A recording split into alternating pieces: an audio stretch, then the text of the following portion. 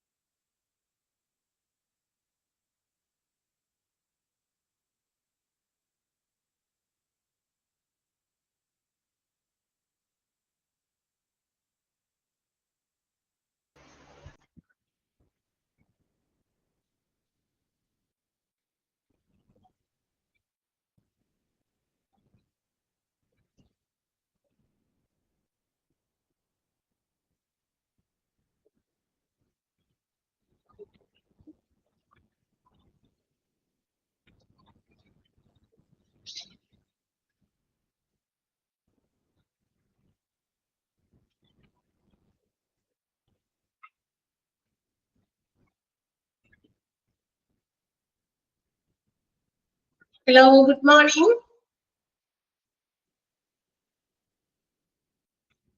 Good morning. Good morning, ma'am.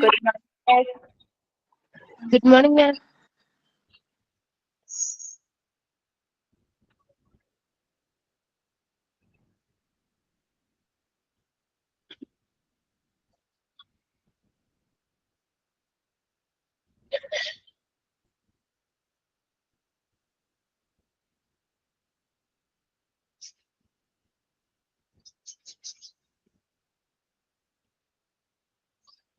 Okay, start ചെയ്താലോ?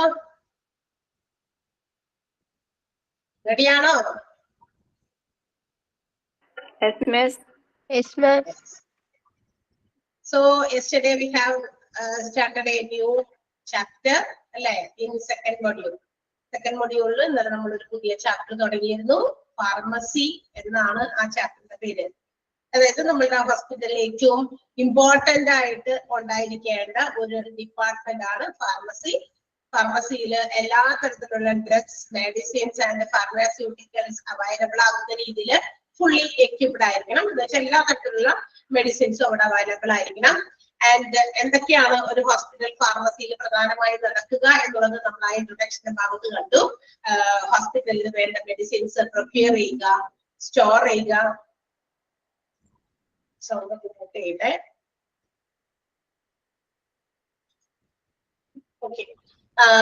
Medicines procure ചെയ്യുക, അത് സ്റ്റോർ ചെയ്യുക, അത് കോമ്പൗണ്ടിങ് ചെയ്യുക, ചിലപ്പോഴൊക്കെ എന്തെങ്കിലുമൊക്കെ മിക്സിംഗ് നടത്തി പുതിയ മെഡിസിൻസ് കണ്ടുപിടിക്കാനുള്ള രീതികളൊക്കെ ഉണ്ടായിരിക്കും. അതുപോലെ തന്നെ പുതിയതായിട്ട് പ്രൊഡ്യൂസ് ചെയ്യാൻ മാനുഫാക്ചർ ചെയ്യാനുള്ള ഇതുണ്ടാവും. മാനുഫാക്ചർ ചെയ്ത മെഡിസിൻസ് ടെസ്റ്റ് ചെയ്യണം, അത് സ്റ്റോർ ചെയ്യണം, പിന്നെ അത് ആവശ്യമുള്ള രീതിയിൽ ഡിസ്ട്രിബ്യൂട്ട് ചെയ്യണം. All these things are done here. ഇവിടെ എല്ലാ ഈ പറയുന്ന മെഡിസിൻസുമായി ബന്ധപ്പെട്ട ആക്ടിവിറ്റീസ് ഒക്കെയാണ് ഫാർമസിയിൽ നടക്കുന്നത്. And also it's a centre for education and research. ഹോസ്പിറ്റലിലെ മരുന്നുകളെ കുറിച്ചിട്ടുള്ള പഠനങ്ങൾക്കും അല്ലെങ്കിൽ ഗവേഷണങ്ങൾക്കൊക്കെ ഹോസ്പിറ്റൽ ഫാർമസി അതിനെ ഹെൽപ്ഫുൾ ആകുന്നുണ്ട്. And it will be governed by professionally efficient and qualified pharmacist എന്ന് നമ്മൾ കണ്ടു ഇന്നലെ, അല്ലെ? കണ്ടില്ലേ? ഇതൊക്കെ വായിച്ചതാണോ? വായിച്ചൊക്കെ നോക്കിയോ? സിമ്പിൾ അല്ലേ? ആണോ? അതൊക്കെ നമ്മൾ കണ്ടു. ഇൻട്രൊഡക്ഷൻ പാർട്ടിൽ ഹോസ്പിറ്റൽ ഫാർമസിയെ കുറിച്ച് കുറെ കാര്യങ്ങളൊക്കെ നമ്മൾ കേട്ടു. ഇതല്ലേ നമ്മൾ പഠിക്കുന്ന കാര്യം? വേറെ ഏതെങ്കിലും ക്ലാസ്സിൽ ഞാൻ അറിയാതെ കയറി പോയോ എന്നാണ് ഈ ചോദിക്കുന്നത്. ഒന്ന് കൺഫേം ചെയ്യാനാണ്. മറ്റോ തന്നിട്ടുണ്ട് ടീച്ചേഴ്സിനും നിങ്ങൾക്കൊക്കെ. നീ അറിയാതെ മാറി, ഇന്നലെ ഞാൻ അറിയാതെ മാറി കയറിയതല്ല കേട്ടോ. ഇന്നലെ ഞാൻ ഒരവർ നിങ്ങളുടേത് എന്റെ മിസ്സായിട്ടുണ്ടായിരുന്നു, അതുകൊണ്ട് ആദ്യ മിസ്സിനോട് ഞാൻ പേടിച്ചതാണ്. അത് തന്നെയാണല്ലോ class. Okay. Yes, and also we have also discussed about the functions and the objectives of pharmacy. Pharmacyയുടെ പ്രധാനപ്പെട്ട ചില ഫങ്ഷൻസും അതുപോലെ തന്നെ ഒബ്ജക്റ്റീവ്സ് കോമൺ ആയിട്ട് ഇതിൽ രണ്ടിലും ചില പോയിന്റുകൾ വരുന്നുണ്ട് കേട്ടോ. അതായത് ഹോസ്പിറ്റൽ ഫാർമസിയുടെ ഫങ്ഷൻസിലും ഒബ്ജക്റ്റീവ്സിലും കുറച്ച് കാര്യങ്ങൾ കോമൺ ആയിട്ടൊക്കെ വരുന്നുണ്ട്. അതിൽ കുറച്ച് എക്സാമ്പിള്, അതായത് ഹോസ്പിറ്റലിലെ ഫാർമസിയിലെ മെഡിസിൻസിന്റെ ക്വാളിറ്റി, കോസ്റ്റ്, അതിന്റെ supply, source of supply, drug reaction, ഇങ്ങനെ സംബന്ധിക്കുന്ന ഇൻഫോർമേഷൻസ് കീപ്പ് ചെയ്യുക. ആൻഡ് മാത്രമല്ല മെഡിസിൻസ് മറ്റ് വാർഡുകളിലേക്ക് ഡിസ്ട്രിബ്യൂട്ട് ചെയ്യുക. പിന്നെ എന്താ പറയാ, ഡ്രഗ് യൂട്ടിലൈസേഷൻ സ്റ്റഡീസ് വേണ്ടിയിട്ടുള്ള സെക്ടർ ആണ്. അതുപോലെ തന്നെ ഡ്രഗ് ആൻഡ് തെറാപ്യൂട്ടിക് കമ്മിറ്റി, മെഡിസിൻസിന്റെയും തെറാപ്യൂട്ടിക് കമ്മിറ്റിയും കൂടി ഒരുമിച്ചെടുക്കുന്ന ഡിസിഷൻസ്, തീരുമാനങ്ങൾ ഇംപ്ലിമെന്റ് ചെയ്യുക, എസ്റ്റാബ്ലിഷ് ചെയ്യുക. ഓൾ ദീസ് തിങ്സ് ഇതൊക്കെ കോമൺ ആയിട്ട് വരുന്ന ചില പോയിന്റ് ആയിരുന്നു ഒബ്ജക്റ്റീവ്സിലും അതുപോലെ തന്നെ നമ്മുടെ ഫങ്ഷൻസിലും.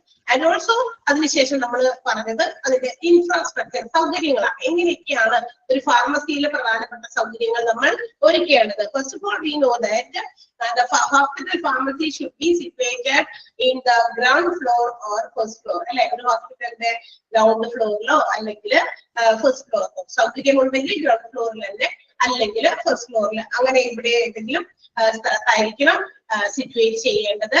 ഒരു ഹോസ്പിറ്റൽ ഫാർമസിക്ക്, OP ഫാർമസിക്ക് തീർച്ചയായിട്ടും ഒരു നല്ല ഗ്രാൻഡ് അപ്പിയറൻസ് ആണ് പ്രൊവൈഡ് ചെയ്യേണ്ടത്. നല്ല ഗ്രാൻഡ് ലുക്ക്, ഒരു പ്രൊഫഷണൽ ലുക്ക് കൊടുക്കുന്ന രീതിയിൽ ഹോസ്പിറ്റൽ ഫാർമസി എന്താ പറയാ നമ്മൾ എസ്റ്റാബ്ലിഷ് ചെയ്യണം. അതോടൊപ്പം തന്നെ അവിടെ വെയിറ്റിംഗ്, മെഡിസിൻസിന് വേണ്ടി വെയിറ്റ് ചെയ്യുന്ന ആളുകൾ ഉണ്ടായിരിക്കും, പേഷ്യൻസിന്റെ റിലേറ്റീവ്സ് ഒക്കെ ഉണ്ടായിരിക്കും. അപ്പൊ അവർക്കൊക്കെ ഒന്ന് എന്താ പറയാ വെയിറ്റ് ചെയ്യുന്ന സമയത്ത് അവർക്ക് കുറെ അവയർനെസ് കൊടുക്കുന്ന രീതിയിൽ ഹെൽത്ത് ആൻഡ് ഹൈജീനെ സംബന്ധിക്കുന്നത് മറ്റ് എഡ്യൂക്കേറ്റീവ് ആയിട്ടുള്ള പോസ്റ്റേഴ്സ് ഒക്കെ അവിടെ ഡിസ്പ്ലേ ചെയ്യുകയാണെങ്കിൽ അതും വളരെ നല്ല കാര്യമായിരിക്കും. ബിക്കോസ് അവർക്ക് അതിനെ കുറിച്ചിട്ടുള്ള ചില ബോധ്യങ്ങൾ കൊടുക്കാനാണ്. ഓക്കെ. പിന്നെ നമ്മൾ പറഞ്ഞു ഹോസ്പിറ്റൽ ഫാർമസി എന്താ പറയാ, അവരുടെ suitable space should be provided for stock solution, powders, ഓയിൻമെന്റുകളൊക്കെ ഉണ്ടാവുമല്ലോ അല്ലെ മെഡിസിൻസിനകത്ത് പെട്ടത്. അപ്പൊ ഇതൊക്കെ പ്രത്യേകം സൂക്ഷിക്കാനുള്ള സ്ഥലവും, അതുപോലെ തന്നെ ഒരു മാനുഫാക്ചറിങ് റൂം, ചില പ്രൊഡക്ഷൻസ് ഒക്കെ നടത്താൻ വേണ്ടിയുള്ള റൂം നിയർ ദ ഫാർമസിയോട് ചേർന്ന് അതുണ്ടായിരിക്കും. ഇതെല്ലാം കൂടി ഇതിന്റെ അകത്ത് ഒരു മുറിയിലിട്ട് എല്ലാം ചെയ്യാണ്ട് അതിനൊരു സെപ്പറേഷൻ കൊടുത്തിട്ട് അത്തരം ഓയിൻമെന്റുകളും പൗഡേഴ്സ് ഒക്കെ പോലെയുള്ളത് വെക്കാനും, അതുപോലെ തന്നെ എന്തെങ്കിലും തരത്തിലുള്ള മാനുഫാക്ചറിങ് മെഡിസിൻസ് പുതിയത് ഉണ്ടാക്കിയിട്ട് എടുക്കും ഇവര് ഈ കമ്പൗണ്ടിങ് ഒക്കെ നടത്തി. അപ്പൊ അതിന് വേണ്ടിയിട്ട് സ്പെഷ്യൽ സ്പേസസ് കൊടുക്കണം. Then also a space or office for the chief of pharmacy. ഫാർമസിയുടെ ചീഫ് ആയിട്ടുള്ള ആൾക്ക് വേണ്ടിയിട്ട് ഒരു ചെറിയ ഓഫീസും അതിനോട് ചേർന്നതായിരിക്കും. പാക്കിങ്ങിനും ലേബലിങ്ങിനും വേണ്ടിയിട്ടുള്ള ഒരു പ്രത്യേകം ഏരിയ. അത് ചില medicines have to be kept in cold storage, അതായത് കോൾഡ് ആയിട്ട് കൂളായിട്ട് ഇരിക്കാൻ വേണ്ടിയിട്ട് ചില കോൾഡ് സ്റ്റോറേജ് ഫെസിലിറ്റീസും ഹോസ്പിറ്റൽ ഫാർമസിയിൽ. ചില മറ്റൊക്കെ ഇങ്ങനെ നമ്മൾ സൂക്ഷിക്കണ്ടേ, അതായത് ഇത്ര അധികം ടെമ്പറേച്ചറിന്റെ ഇതിലേക്ക് പോകാൻ പാടില്ല, ഒരു കൂളിംഗ് ഒരു ഇത് കൊടുക്കേണ്ടി വരും. അതിന് വേണ്ടിയിട്ടുള്ള മെഡിസിൻസ് ഉണ്ടെങ്കിൽ അതിന് സൗകര്യങ്ങളും ഉണ്ടായിരിക്കണം ഹോസ്പിറ്റലില്.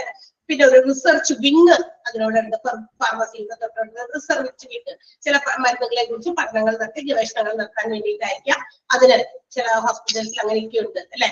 അത് പിന്നെ ഫാർമസിക്ക് ഒരു സ്റ്റോർ റൂം, അതായത് medicines which are not kept in the racks of the hospital could be stored, അതായത് വേറെ ഏതെങ്കിലും സ്ഥലത്ത് ബൾക്ക് ക്വാണ്ടിറ്റീസ് ഒക്കെ ഇങ്ങനെ സ്റ്റോർ ചെയ്യാൻ പറ്റുന്ന ഒരു സ്റ്റോർ റൂം ഫാർമസിക്ക് ഉണ്ടായിരിക്കണം. And also A library. എന്ത് ലൈബ്രറി ആണെന്ന് ഇന്നലെ ഞാൻ പറഞ്ഞതാണ്. ക്ലിയർ അല്ലേ? ഇവിടെ വരെയൊക്കെയാണ് നമ്മൾ പറഞ്ഞത്. ആൻഡ് നെക്സ്റ്റ് വൺ, ഇനി ഉണ്ടാകേണ്ട മറ്റൊരു സൗകര്യമാണ് എന്തിനു വേണ്ടിയിട്ടാണെന്ന് അറിയോ? V know that hospital use radio isotopes. As we have already discussed that in radiology department.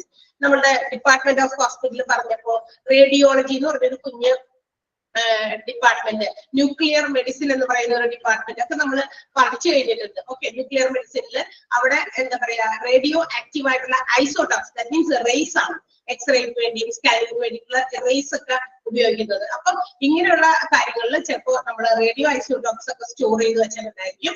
അങ്ങനെയുള്ളതൊക്കെ ആ റേഡിയേഷൻ ഒക്കെ ഇങ്ങനെ പെട്ടെന്ന് റിലീസ് ആകാൻ, പുറത്തേക്ക് ഇങ്ങനെ എന്താ പറയാ നിർഗമിക്കാനൊക്കെ ഇടയുണ്ട്. ചില ബ്രേക്ക് ഡൗൺസ് ഒക്കെ ഉണ്ടായാൽ, അതിനകത്ത് എന്തെങ്കിലും തരത്തിലുള്ള ബ്രേക്ക് ഡൗൺ വന്നു കഴിഞ്ഞാൽ അതിങ്ങനെ പെട്ടെന്ന് ഇങ്ങനെ സ്പ്രെഡ് ആകും അല്ലെ.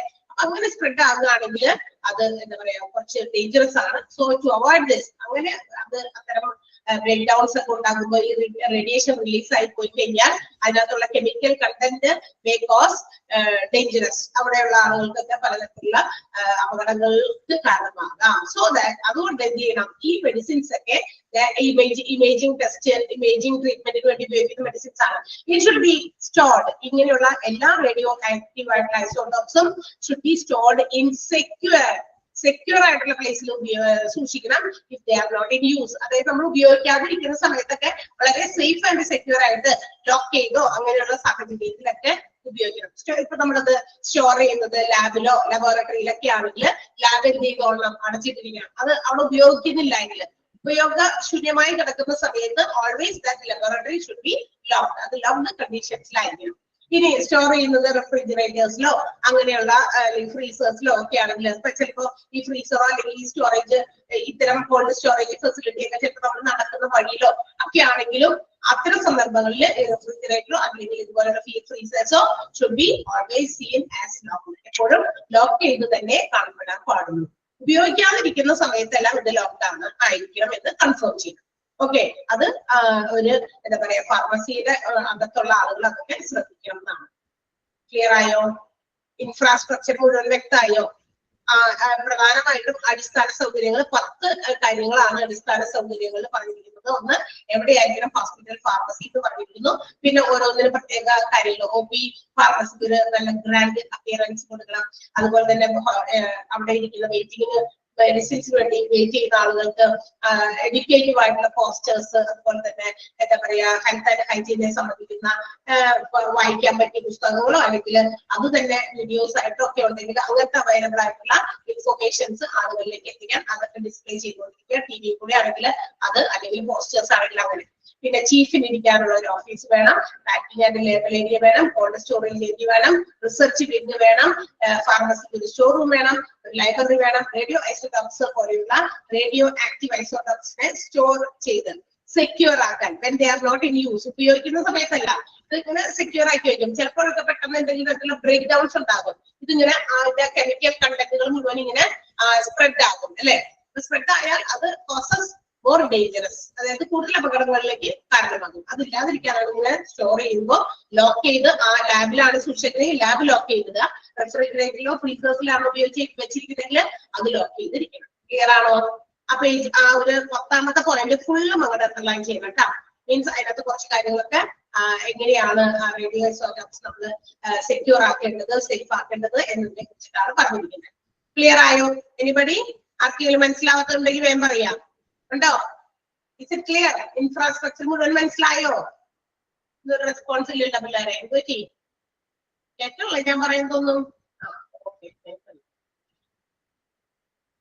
യെസ്. സോ അത്രയേ ഉള്ളൂ ഇൻഫ്രാസ്ട്രക്ചറിനെ സംബന്ധിച്ച്. ഇൻഫ്രാസ്ട്രക്ചർ എന്തൊക്കെ വേണം എന്നുള്ളത്, എവിടെയായിരിക്കണം ഹോസ്പിറ്റൽ ഫാർമസി എന്നുള്ളതും, ഒരു ഗ്രാൻഡ് അപ്പിയറൻസ് ഉണ്ടാകണം, അത് ഹെൽത്ത് ആൻഡ് ഹൈജീനെ സംബന്ധിക്കുന്നത്, എഡ്യൂക്കേറ്റീവ് ആയിട്ടുള്ള പോസ്റ്റേഴ്സ്, ഇതൊക്കെ ഇമ്പോർട്ടന്റ് ആണ് കേട്ടോ പോയിന്റുകൾ. ഇതൊക്കെ നമുക്ക് എളുപ്പം ഓർത്തെടുത്തായാലും ചെയ്യാം. അണ്ടർലൈൻ ചെയ്യണം എന്ന് നിർബന്ധമില്ല, ബട്ട് ഓൾസോ നിങ്ങൾ അണ്ടർലൈൻ ചെയ്ത് വെച്ചേക്കാം. ഇനി which are the equipments needed in hospital pharmacy. ഇനി നമ്മൾ പഠിക്കാൻ പോകുന്നത്, നേരത്തെ പറഞ്ഞത് ഹോസ്പിറ്റലിന്റെ ഫാർമസിയുടെ അടിസ്ഥാന സൗകര്യങ്ങൾ, ഏറ്റവും ബേസിക് ആയിട്ട് അവിടുത്തെ എന്തൊക്കെ ഫെസിലിറ്റീസ് പ്രൊവൈഡ് ചെയ്യണം, അതൊക്കെ നമ്മൾ പറഞ്ഞു കഴിഞ്ഞു. ഇനി അടുത്തത് ഹോസ്പിറ്റൽ ഫാർമസിക്കകത്ത് നമ്മൾ ഉപയോഗിക്കുന്ന ചില പ്രധാനപ്പെട്ട എക്യുപ്മെന്റുകളാണ് പറയാൻ പോകുന്നത്. ഒന്ന് പ്രിസ്ക്രിപ്ഷൻ കേസ് ആണ്. അതായത് കണ്ടിട്ടുണ്ടോ പ്രിസ്ക്രിപ്ഷൻ കേസ്? കണ്ടിട്ടുണ്ടോ? ആർക്കെങ്കിലും അറിയാമോ എന്താണ് പ്രിസ്ക്രിപ്ഷൻ കേസ് എന്ന് പറയുന്നത്? എനിബഡി ആരെങ്കിലും പറയോ? ഹോസ്പിറ്റലുമായിട്ട് ബന്ധമുള്ള ആരെങ്കിലും നമ്മുടെ ക്ലാസ്സിൽ ഇവിടെ ഇപ്പൊ അറ്റൻഡ് ചെയ്യുന്നുണ്ടോ? ആരെങ്കിലും? എനിബഡി? ഞാൻ എനിക്കറിയുന്നത് പറയും. ഹോസ്പിറ്റൽ ഫാർമസിയില് ഒരു പ്രിസ്ക്രിപ്ഷൻ കേസ് ഉണ്ടാകണം എന്ന് പറഞ്ഞു. എന്ന് വെച്ചാലേ നമ്മുടെ ഹോസ്പിറ്റലില് നമ്മുടെ ഡോക്ടറെ കൺസൾട്ട് ചെയ്ത് കഴിഞ്ഞ് കഴിയുമ്പോൾ ഒരു പ്രിസ്ക്രിപ്ഷൻ ഒക്കെ എഴുതി വെക്കുന്ന ഒരു ചാർട്ടൊക്കെ വെക്കുന്ന ഒരു ഫയൽ പോലെയോ, അത് ഓരോ ഹോസ്പിറ്റൽസിന്റെ അനുസരിച്ചിരിക്കും അല്ലെ, ചാർട്ട് പോലെയൊക്കെ ഉണ്ടാക്കിയിട്ട് അത് ഓരോ പേഷ്യൻസിന്റെ കേസ് ഷീറ്റുകളൊക്കെ ഇങ്ങനെ വെക്കാൻ വേണ്ടിയിട്ടേ ഒരു ഫയൽ പോലെ രൂപത്തിലാക്കും അല്ലെ. ഇപ്പൊക്കെ കുറച്ചുകൂടി ടെക്നോളജി വർദ്ധിച്ചത് കൊണ്ട് എല്ലാ ഡോക്ടേഴ്സും അവരവരുടെ കാര്യങ്ങൾ പേഷ്യൻസിനെ സംബന്ധിക്കുന്ന ഇൻഫോർമേഷൻസ് ഫോൺ എന്താ പറയാ ഈ കമ്പ്യൂട്ടറിലേക്ക് സേവ് ചെയ്തിട്ട് അവർക്ക് കുറിക്കുന്ന മരുന്നും അവിടെ തന്നെ ഇങ്ങനെ കുറിച്ചു വെക്കും, പ്രിസ്ക്രൈബ് ചെയ്യും. ഇത് എന്നിട്ട് എന്ത് ചെയ്യും, എല്ലാം കണക്റ്റഡ് ആയിട്ടാണല്ലോ. അപ്പൊ നെറ്റ് വഴി അത് കണക്ട് ചെയ്ത് ഷെയർ ചെയ്ത് ഫാർമസിയിലേക്ക് അത് ഷെയർ ചെയ്ത് കൊടുക്കും ഇന്ന പേഷ്യൻസിന്റെ. അപ്പൊ നമ്പറും അവരുടെ ID നമ്പറും അതുപോലെ തന്നെ അവരുടെ ഡീറ്റെയിൽസും അവർക്ക് എന്താണ് തീർച്ചയായും ഇതൊക്കെ ഇങ്ങനെ നേരിട്ട് അങ്ങോട്ട് പൊക്കും ഷെയർ ചെയ്ത് കൊടുക്കും. ഇപ്പൊ ഒരു കുറച്ചുകൂടി അഡ്വാൻസ്ഡ് ആയിട്ട് അങ്ങനെയാണ് ചെയ്യുന്നത്. പക്ഷെ കുറച്ചുകൂടി നാളുകൾക്ക് മുമ്പ് വരെയൊക്കെ ഈ പ്രിസ്ക്രിപ്ഷൻ എന്ത് ചെയ്യും, ഡോക്ടർ പ്രിസ്ക്രൈബ് ചെയ്യുന്ന സാധാരണ ഷീറ്റ് കൊണ്ട് നമ്മളെ വിളിക്കും അല്ലെ, നഴ്സ് പറയും ഇതേപോലെ പിന്നാലെ ഇതുകൊണ്ട് നമ്മളെ കൊണ്ട് എന്ത് ചെയ്യും ഫാർമസിയിലും അവിടെ എന്താ പറയാ ഫാർമസിയിൽ കൊണ്ടുവന്നിട്ട് ചെന്നിട്ട് അവിടെ ഈ പ്രിസ്ക്രിപ്ഷൻസ് കൊണ്ടുവന്ന് വെക്കാനായിട്ട് ഒരു കേസ്, ഒരു ചെറിയൊരു റെക്ടാങ്കുലർ ഒരു ബോക്സ് അവിടെ വെച്ചിട്ടുണ്ടായിട്ട് ആ ബോക്സിലാണ് വെക്കുക. അതിങ്ങനെ കൊണ്ടുവന്ന് ഓരോ പേഷ്യൻസിന്റെ മീതെ കൊണ്ടുവന്നെടുക്കും വെക്കും. അപ്പൊ ഫാർമസിയിൽ ഇരിക്കുന്ന ആളുകൾ മരുന്നുകൾ എടുക്കാൻ വേണ്ടിയിട്ട് ഏറ്റവും താഴെയുള്ളതിനെ അപ് ഡൗൺ ആക്കി വെച്ചിട്ട് അവര് അതനുസരിച്ച് ഓരോരുത്തരെ എടുക്കും. അതിന് വേണ്ടിയിട്ട് ഇതെല്ലാം പ്രിസ്ക്രിപ്ഷൻസ് ഒക്കെ കൊണ്ടുവയ്ക്കാനുള്ള ഒരു കേസ് അതുണ്ടായിരിക്കണം. പിന്നെ അത്രയും വിശാലമായിട്ട് പറയേണ്ട ആവശ്യമൊന്നും ഉണ്ടായില്ല, പെട്ടെന്ന് ഞാൻ ഇങ്ങനെ പറഞ്ഞു വന്നു. Drug stock cupboard with proper shelf and drawers. ഇനി എന്തിനാ മെഡിസിൻസ് ഒക്കെ വെക്കാൻ പറ്റിയ കൃത്യമായ ഷെൽഫ്, ആ ഷെൽഫുകൾക്ക് ഓരോ റാക്സ് ഒക്കെ ആയിട്ട് തിരിച്ച് അല്ലെ, അതായത് ഇങ്ങനെ ഷെൽഫിനെ ഇങ്ങനെ പർട്ടിക്കുലർ ഡ്രോയേഴ്സ് ആയിട്ട് എന്തിനത് ഓരോ തരം ഓരോ നേച്ചറിലുള്ള മരുന്നുകളൊക്കെ കൃത്യമായി ഓരോ ഡ്രോയേഴ്സിലും വെക്കാൻ വേണ്ടിയിട്ട്. അപ്പൊ പ്രോപ്പർ ആയിട്ടുള്ള ഡ്രോയേഴ്സും ഷെൽഫും ഉപയോഗിച്ചിട്ടുള്ള ഒരു കബേർഡ്, ഡ്രഗൊക്കെ സൂക്ഷിക്കാൻ വേണ്ട കബേർഡ് ഉണ്ടായിരിക്കണം. അത്യാവശ്യം വേണ്ടതാണ് ഫാർമസിയിൽ. എല്ലാം കൂടി കൂട്ടിക്കലർത്തി എവിടെയെങ്കിലും വെച്ച് കഴിഞ്ഞാൽ ഏതെങ്കിലും മരുന്നുകളൊക്കെ കുറിച്ചത് കൊണ്ട് ലിസ്റ്റ് കൊണ്ടുവരുമ്പോ പ്രിസ്ക്രിപ്ഷൻ ലിസ്റ്റ് കൊണ്ടുവരുമ്പോ ഇത് എവിടേക്ക് ഇരിക്കുന്നത് അത് പറയാൻ അത് പറ്റില്ല അല്ലെ. അപ്പൊ അതിനവർക്ക് ഇത് കൃത്യമായിട്ട് പങ്ക്ച്വൽ ആയിട്ടുള്ള ഒരു രീതിയിൽ അവരതൊക്കെ കൃത്യമായിട്ടൊക്കെ ഓർഡർ ചെയ്ത് വെക്കുകയാണെങ്കിൽ എളുപ്പത്തിൽ നമുക്ക് അതൊക്കെ അറേഞ്ച് ചെയ്തിട്ടുണ്ടെങ്കിൽ എടുക്കാൻ പറ്റും. പിന്നെ സെക്ഷണൽ ഡ്രോയേഴ്സ് ക്യാബിനറ്റ്സ് വിത്ത് കബോർഡ് ബേസ്. ഇനിയും അതുപോലെ തന്നെ കബേർഡിന്റെ അകത്ത് തന്നെ വീണ്ടും സെക്ഷൻസ് ആയിട്ടൊക്കെ ഇങ്ങനെ തരംതിരിച്ച് അങ്ങനത്തെ കബേർഡുകളും ഉണ്ട്.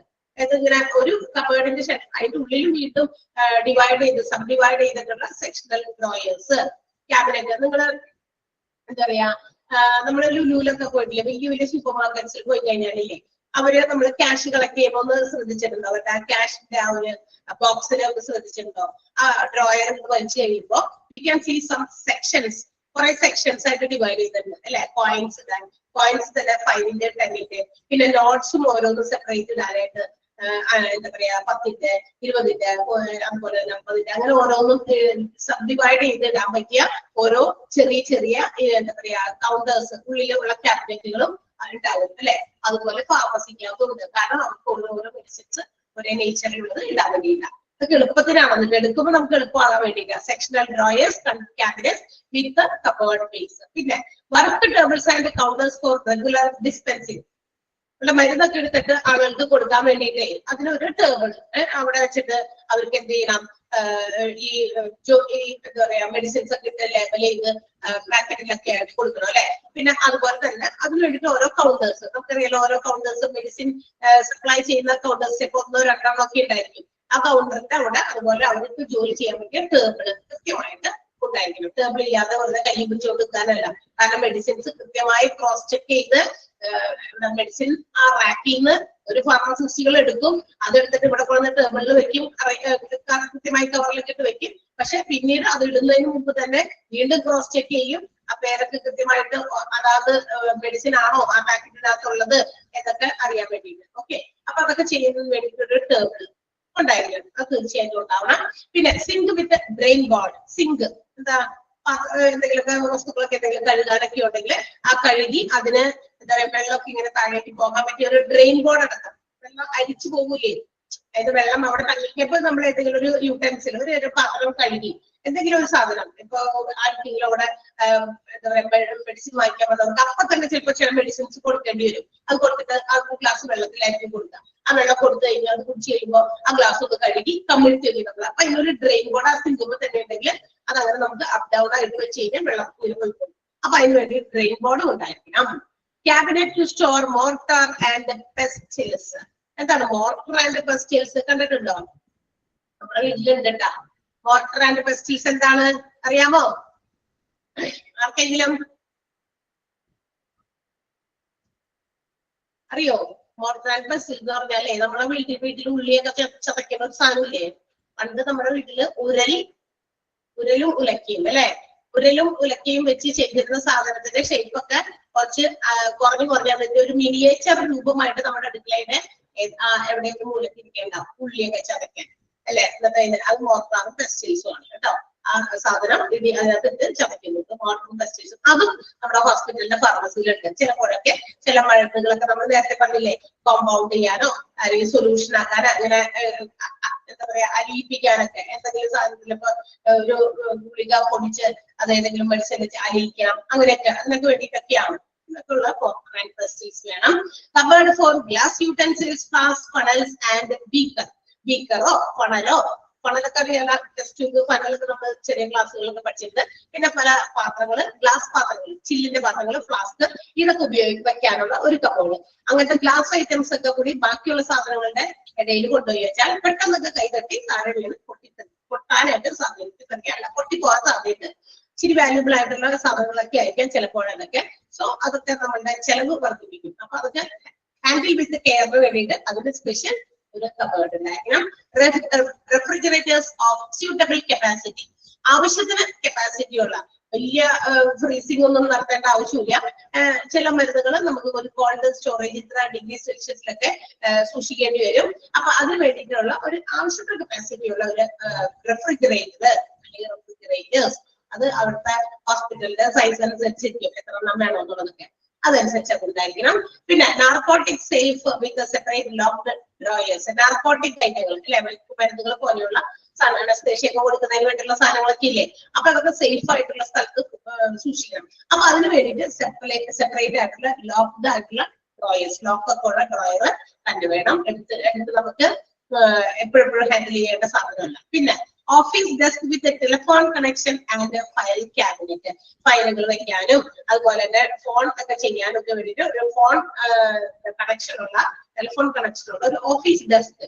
എന്തെങ്കിലുമൊക്കെ ചിലപ്പോൾ ഈ ഹോസ്പിറ്റൽ ഫാർമസിയിലോ മറ്റേതെങ്കിലും ഡിപ്പാർട്ട്മെന്റുകളിലേക്ക് എന്തെങ്കിലും കാര്യങ്ങൾ ചോദിച്ചറിയാനൊക്കെ ഉണ്ടെങ്കിൽ ഒരു ഫോൺ വേണം അല്ലെ. അത് കണക്ട് ചെയ്യുന്ന അതിന് വേണ്ടിയിട്ട് ഒരു ടേബിളും ഫയലും ഒക്കെ വെക്കുന്ന ക്യാബിനറ്റും അതിന് ആവശ്യമുണ്ട്. Last one dispensing window for nurses and outpatients ആണ്. സ്പെല്ലിംഗ് കറക്റ്റ് ആണോ എന്ന് എനിക്കറിയില്ല. നിങ്ങളുടെ ലാസ്റ്റ് പോയിന്റിലേക്ക് ഒന്ന് നോക്കിയാൽ കറക്റ്റ് ആണോ? Dispensing window for nurses and outpatients ആണ്. ഔട്ട് പേഷ്യൻസിന് അതുപോലെ തന്നെ നഴ്സസിനും ഈ മരുന്നുകൾ ഡിസ്പെൻസ് ചെയ്യാൻ വേണ്ടിയിട്ടുള്ള ഒരു വിൻഡോ, ചെറിയ ദ്വാരം കണ്ടിട്ടുണ്ടല്ലോ, മരുന്നൊക്കെ വാങ്ങിക്കുന്നത് ഇത്രയും വലിയ ഇല്ലല്ലോ, ചെറിയ ദ്വാരത്തിൽ നിന്നാണ് നമ്മൾ വാങ്ങിക്കുക അല്ലെ. നിങ്ങളുടെയൊക്കെ അവിടുത്തെ ഹോസ്പിറ്റൽസിലൊക്കെ അങ്ങനെയാണോ? അങ്ങനെ തന്നെയാണ് മിക്ക കൊടുക്കും അല്ലെ. ഒന്നില്ലെങ്കിൽ ചിലർക്ക് ഒരു റെക്ടാങ്കുലർ ഷേപ്പിലുള്ള ഒരു സ്പേസ് നമ്മൾ കയ്യിട്ട് നമ്മുടെ മരുന്നുകൾ മാറ്റും. കാരണം അത്രയും മാത്രമേ നമുക്ക് ആവശ്യമുള്ളൂ.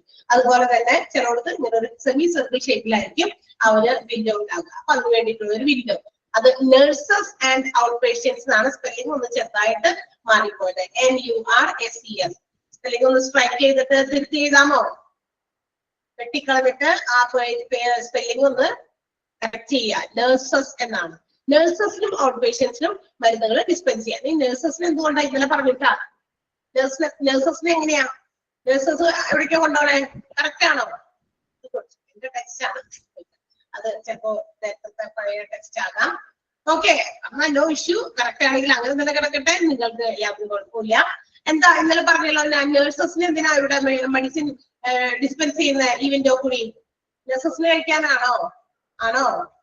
ഞാനിസേ ഇന്നലെ പറഞ്ഞല്ലോ, ഓർമ്മയുണ്ടെന്ന് നോക്കട്ടെ. ആർക്കും അറിയാം? നിങ്ങൾ ഈ ടീച്ചർമാര് പറയുന്നത് തന്നെ കേട്ടോണ്ടിരിക്കുന്നതുകൊണ്ട് റിപ്ലൈ ഇല്ല, റിയാക്ഷൻ ഇല്ല, ഒരു ബന്ധുവില്ലാത്ത മട്ടിരിക്കുന്നു. ആർക്കും അറിയാം? ഇന്നലെ ഞാൻ പറഞ്ഞല്ലോ, നഴ്സസിന് എന്തിനാണ് ഈ വിൻഡോ കൂടി മെഡിസിൻ എന്താ പറയാ ഡിസ്പെൻസ് ചെയ്യുന്നത്? ആരെങ്കിലും ഒരാളൊന്ന് പറയുമോ?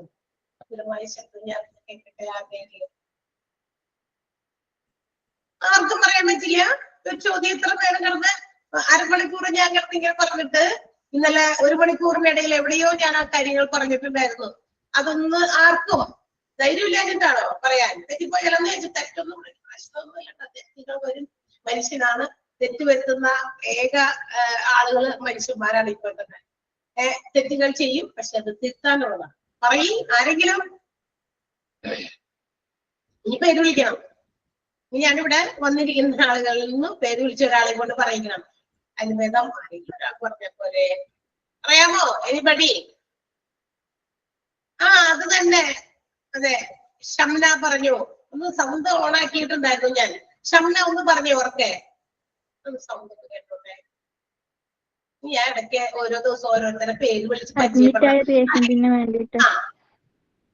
അതെ, ഇൻപേഷ്യന്റ് വാർഡുകളിൽ ഇന്നലെ നമ്മൾ പറഞ്ഞതാണ് അല്ലെ. ഇൻപേഷ്യൻസ് ആയിട്ട് കിടക്കുന്ന പേഷ്യൻസില്, അതും പ്രത്യേകിച്ച് വാർഡാണ് ഞാൻ എടുത്ത് പറഞ്ഞത്. ഇൻപേഷ്യൻസില് അവിടെ എന്താ പറയാ, ഓരോ ഫ്ലോറില് ഓരോ റൂമുകളൊക്കെ ഉണ്ടായിരിക്കും. അപ്പൊ റൂമുകളിൽ കിടക്കുന്ന പേഷ്യൻസ് വേണ്ടിയോ, അല്ലെങ്കിൽ വാർഡുകളാണ് പ്രത്യേകിച്ചും. വാർഡുകളിൽ കിടക്കുന്ന പേഷ്യൻസ് കുറച്ചധികം പേരൊക്കെ ഉണ്ടായിരിക്കും. അപ്പൊ ആ വാർഡുകളില് കിടക്കുന്ന പേഷ്യൻസിന് അന്ന് കഴിക്കേണ്ട മരുന്ന്, ചിലപ്പോൾ അല്ലെങ്കിൽ ആ ഒരു പ്രത്യേക ടൈമിൽ കഴിക്കേണ്ട മരുന്നുകളൊക്കെ ഈ ഫാർമസിയിൽ നിന്ന് കളക്ട് ചെയ്തിട്ട് ആ എന്താ പറയാ ഫ്ലോറില്, ഏത് ഫ്ലോറിലാണ് ആ വാർഡുള്ളത് അവിടെ ഒരു ചെറിയൊരു എന്താ പറയാ കൗണ്ടർ പോലെ, ഒരു നഴ്സുമാരുള്ള കൗണ്ടർ പോലെ ഓപ്പൺ ചെയ്തിട്ട് അവിടെ വെച്ചിട്ട് അത് അവരവിടെ സ്റ്റോർ ചെയ്യും. എന്നിട്ട് ആവശ്യ സമയത്ത്, അതായത് നേരങ്ങളിൽ ആ പേഷ്യൻസിന് കൊടുത്ത് സപ്ലൈ ചെയ്ത് കൊടുക്കും. അതാണ് ചിലപ്പോഴൊക്കെ വാർഡുകളിലുള്ള ഈ കിടക്കുന്നവർക്ക് അവരുടെ മരുന്നുകൾ എടുത്തു കൊടുക്കാനായിട്ട് ചിലപ്പോൾ എല്ലാവരും ഉണ്ടാവുമെന്ന് നിർബന്ധമില്ല. കാരണം ബൈസ്റ്റാൻഡേഴ്സ് ചിലപ്പോ അധികം ഉണ്ടാവില്ല പകൽ സമയത്തൊക്കെ. അപ്പൊ അങ്ങനെയുള്ളവർക്ക് ഒരു ഹെൽപ്പും, അതുപോലെ തന്നെ ചിലപ്പോൾ ചിലർക്ക് അത് എങ്ങനെ എടുത്ത് കഴിക്കണം, എങ്ങനെയൊക്കെയാ, ഏതൊക്കെ ടൈമിലാ, അതും ചിലപ്പോൾ അറിയില്ലാതെ കിടക്കുന്ന ചില പേഷ്യൻസും ഉണ്ടായിരിക്കും. അപ്പൊ അവർക്കൊക്കെ ഒരു ഹെൽപ്പിന് വേണ്ടിയിട്ട് ഇത്തരം ഒരു കൗണ്ടർ അവിടെ ഉണ്ട്. അപ്പൊ അതുകൊണ്ടാണ് ഈ നഴ്സുമാർക്കും അതുപോലെ OP നമ്മൾ ഡെയിലി ചെന്ന് ഡോക്ടറെ കണ്ട് മരുന്ന് മേടിച്ചു പോകുന്നവർക്ക് രണ്ടു കൂട്ടർക്കും മരുന്ന് സപ്ലൈ ചെയ്യുന്നത് ഹോസ്പിറ്റലിന്റെ ഫാർമസിന്നാണ്. ക്ലിയർ ആണല്ലോ? അപ്പൊ ഇതിനകത്തുള്ള ഈ എക്യുപ്മെന്റ്സ് എല്ലാം തന്നെ ഇമ്പോർട്ടന്റ് ആണ്. ഒന്ന് ടിക്കറ്റ് വെച്ചേക്കാം കേട്ടാ. എല്ലാം മൊത്തത്തിൽ അങ്ങോട്ട് ടിക്കറ്റ് ഇട്ടാൽ മതി. എക്യുപ്മെന്റ്സ് നീഡഡ് ചെയ്യുന്ന ഹോസ്പിറ്റൽ ഫാർമസി എന്നുള്ളത് ഒരുമിച്ച് ഒന്ന് ടിക്കറ്റ് വയ്ക്കാം. ഓക്കെ, ഇടയ്ക്കിടയ്ക്ക് നമ്മളൊന്ന് സംസാരിക്കണേ. ഇങ്ങനത്തെ പ്രശ്നം അറിയോ? അതായത് ഒരു പ്രശ്നം എന്ന് പറയുന്നത് ഒരു ബന്ധുവില്ലാത്ത പോലെ നമുക്ക് ഫീൽ ചെയ്യുന്നത് എപ്പോഴാണെന്നറിയോ? ഞാൻ ഒരു എക്സ്പീരിയൻസിൽ നിന്ന് പറഞ്ഞ കാര്യമാണ്. ഒന്ന് ഇപ്പൊ ഞാനിപ്പോ ചോദിച്ച ചോദ്യത്തിൽ നിന്ന് കുറച്ചധികം ഒരു എന്താ പറയാ മിനിറ്റുകൾ, അതായത് വിതിൻ ഫ്രാക്ഷൻ ഓഫ് സെക്കൻഡ്സിൽ നിങ്ങൾക്ക് ഉത്തരങ്ങൾ പറയാം. പക്ഷെ ഇത്തിരി സമയം എടുത്തിട്ടാണ് ഒരു ഉത്തരം ക്ഷമയാണെങ്കിലും പറഞ്ഞത്. ആള് അവിടെ ടൈപ്പ് ചെയ്തിട്ടു, പക്ഷെ അത് ഞാൻ ഒന്ന് പറയിപ്പിച്ചത് എന്ന് വെച്ചാൽ നമ്മളിപ്പോ ഫുൾ മ്യൂട്ട് ചെയ്തിട്ട് ക്ലാസ് എടുക്കുകയാണ് അല്ലെ. മ്യൂട്ട് ചെയ്യുന്നതിന്റെ പിന്നിലുള്ള കാര്യം എന്ന് പറയുന്നത് നിങ്ങൾക്ക് അറിയുമെന്നറിയില്ല. നമ്മൾക്ക് ഈ ക്ലാസ് ഇങ്ങനെ ഓണാക്കി, അത് ഞാൻ ഇൻട്രൊഡക്ഷൻ ക്ലാസ്സിൽ പറഞ്ഞിട്ടുണ്ട്. നമ്മൾ എല്ലാ ഫുൾ അൺമ്യൂട്ട് ചെയ്തിട്ട് ക്ലാസ് എടുക്കുകയാണെങ്കിൽ ഇടയ്ക്ക് വെച്ചിട്ട് ആരെങ്കിലും ഒക്കെ പെട്ടെന്ന് ജോയിൻ ചെയ്യുന്നു, അല്ലെങ്കിൽ അവരുടെ ഇത് കട്ടായി പോയിട്ട് അവര് വീണ്ടും എക്സിറ്റ് ചെയ്ത് പോയി വീണ്ടും ജോയിൻ ചെയ്യുമ്പോൾ ആ സൗണ്ട് ഇടയ്ക്ക് ഓണാക്കി ഇരിക്കുന്നത് കൊണ്ട് ഡിസ്റ്റർബൻസ് വരും എല്ലാവരെയും. അപ്പൊ എക്കോ പോലെയൊക്കെ ഞാൻ പറയുന്നത് എന്താന്ന് ക്ലിയർ ആകില്ല. അതുകൊണ്ട് നമ്മൾ അങ്ങനെ ഒരു തീരുമാനം എടുത്തു. എന്താണ് ഫുൾ ടൈം നമ്മളത് ക്ലാസ്സിന്റെ ഫുൾ ടൈം നമ്മളത് മ്യൂട്ട് ചെയ്ത് വെച്ചിട്ട് ലാസ്റ്റ് ഒരു 5-10 മിനിറ്റ് ഇഫ് നെസസറി ആണെങ്കിൽ വേണമെങ്കിൽ, അതായത് ആ അടുത്ത ഭാഗത്ത് നിന്ന് കുട്ടികൾക്ക് ഏതെങ്കിലും ഒരു ഭാഗത്തെ കുറിച്ച് എന്തെങ്കിലും സംശയം ഉണ്ടെങ്കിൽ വേണമെങ്കിൽ അതൊന്ന് അൺമ്യൂട്ട് ചെയ്ത് ആരോടെങ്കിലും ഒക്കെ ചോദിച്ചത് എന്തെങ്കിലും ക്ലിയർ ആകാത്തതുണ്ടോ ചോദിച്ചിട്ട് അതങ്ങനെ ഉണ്ടെങ്കിൽ ഒന്ന് എക്സ്പ്ലെയിൻ ചെയ്ത്, അത് ചോദിക്കണമല്ലോ നമുക്ക്, ഏതെങ്കിലും ഭാഗം ക്ലിയർ ആകുന്നുണ്ടോ ഒന്നുകൂടി പറയണോ. അപ്പൊ എന്തെങ്കിലും ഡൗട്ട് ഉണ്ടെങ്കിൽ അല്ലെങ്കിൽ മറ്റേതെങ്കിലും കാര്യങ്ങളെ കുറിച്ച് ഡൗട്ട് ഉണ്ടെങ്കിൽ ഒന്ന് ക്ലിയർ ചെയ്ത് കൊടുക്കാൻ വേണ്ടിയിട്ടാണ് ആ ലാസ്റ്റ് 5 or 10 മിനിറ്റ്സ് നമ്മൾ ഉപയോഗിക്കുന്നത്. പക്ഷെ മിക്കവാറും നമുക്ക് ആ ഒരു സമയം അങ്ങനെ ഉപയോഗിക്കേണ്ടി വരുന്നില്ല. ഇടയ്ക്കിടയ്ക്ക് നമ്മൾ ചോദിക്കുന്നത് ക്ലിയർ ആണോ, അപ്പൊ നിങ്ങൾ ഓക്കെ പറയുന്നത്. അപ്പൊ നമുക്ക് അങ്ങനെ ലാസ്റ്റ് അങ്ങനെ ഒരു ചോദ്യം ചോദിക്കേണ്ടി വരുന്നില്ല. അപ്പൊ തന്നെ നമ്മൾ ക്ലിയർ ചെയ്ത് പോകുന്നുണ്ട്. ഓക്കെ, അപ്പൊ അതിന് വേണ്ടിയിട്ട് നമ്മൾ ആ മ്യൂട്ട് ചെയ്തിരിക്കുന്നത്. അപ്പൊ നിങ്ങളും ഞങ്ങളും തമ്മിലും ഒരു ബന്ധമില്ലാത്തത് പോലെ ഫീൽ ചെയ്യും. കാരണം മിക്കവാറും നമ്മൾ ആ ലാസ്റ്റ് 5 മിനിറ്റ്സ് നമുക്ക് ഉപയോഗിക്കേണ്ടി വരുന്നില്ല. അല്ലെങ്കിൽ ആ ലാസ്റ്റ് 5 മിനിറ്റ്സിൽ എന്തെങ്കിലും ടീച്ചറിനോട് അങ്ങനെ ഒന്ന് വെറുതെ എന്തെങ്കിലും ചോദിക്കുകയും സന്തോഷത്തിന് ലാസ്റ്റ് 5 minutes ടീച്ചർ ഒരു കാര്യം ചോദിച്ചിട്ടുണ്ട്, 2 minute അതിന് വേണ്ടി ചോദിച്ചിട്ട് അവിടെ നമുക്ക് വലിയ കാര്യങ്ങളൊന്നും സംഭവിക്കാനൊന്നും പോണില്ല. ഓക്കെ, ഈ ഒരു ബോണ്ടിങ് നമുക്ക് അങ്ങനെ വരില്ല. നിങ്ങൾ ഇതൊക്കെ കഴിഞ്ഞ് എന്താ പറയാ കോഴ്സ് കംപ്ലീറ്റ് ചെയ്ത് ഇതിന്റെ സർട്ടിഫിക്കേഷൻ സെറിമണി നിങ്ങൾ വീഡിയോസ് ഒക്കെ കണ്ടിട്ടുണ്ടാവും, കാണാറുണ്ടായിരുന്നോ? എന്തെങ്കിലും വീഡിയോ ഇവിടുത്തെ അങ്ങനെ നടക്കുന്ന ഏതെങ്കിലും ഒരു വീഡിയോ കയ്യിൽ കിട്ടിയിട്ടുണ്ടോ, കണ്ടിട്ടുണ്ടോ? എനിബഡി കണ്ടിട്ടുണ്ടോ?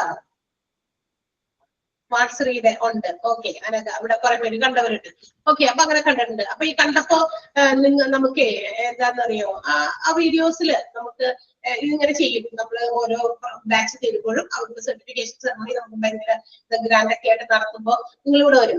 ഇവിടെ വരുമ്പോ എന്താണ് ഇത് ടീച്ചറാ ഒരു ബന്ധവും ഇല്ലാത്ത പോലെ അത് ആ ഒരു മനോഭാവം. ഇപ്പൊ നിങ്ങൾ വന്നവിടെ ഇരിക്കുന്നു, നിങ്ങൾ വരുന്നത് നിങ്ങളുടെ എന്താ പറയാ ഫാമിലി മെമ്പേഴ്സ്, അതുപോലെ തന്നെ നിങ്ങളുടെ പാരന്റ്സ്, ഇവരുടെ ആരെങ്കിലും കൂടിയായിരിക്കും വരിക.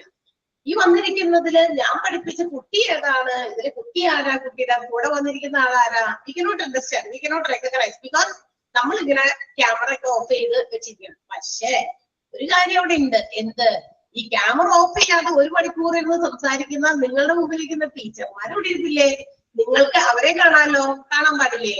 ആണല്ലേ, വ്യക്തമായിട്ട് മനസ്സിലാവില്ലേ?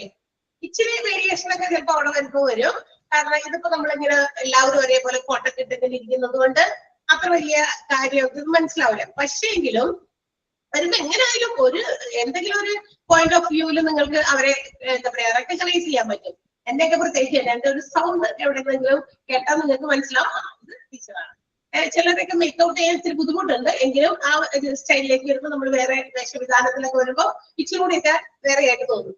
അപ്പൊ ഇല്ല, നിങ്ങൾ ഇങ്ങനെ വന്നു ഇങ്ങനെ അനങ്ങാതെ മിണ്ടാതെയൊക്കെ നോക്കിയിരിക്കും അല്ലെ? കാരണം നമ്മൾ അങ്ങോട്ടും ഇങ്ങോട്ടും പരസ്പരം ഒന്നും പറഞ്ഞിട്ടില്ല. ഈ പുസ്തകത്തിലുള്ളത് ഇങ്ങനെ എന്തൊക്കെയോ കിടന്ന് പഠിപ്പിച്ച് 6 മാസക്കാലം അങ്ങനെ തള്ളി നീക്കി.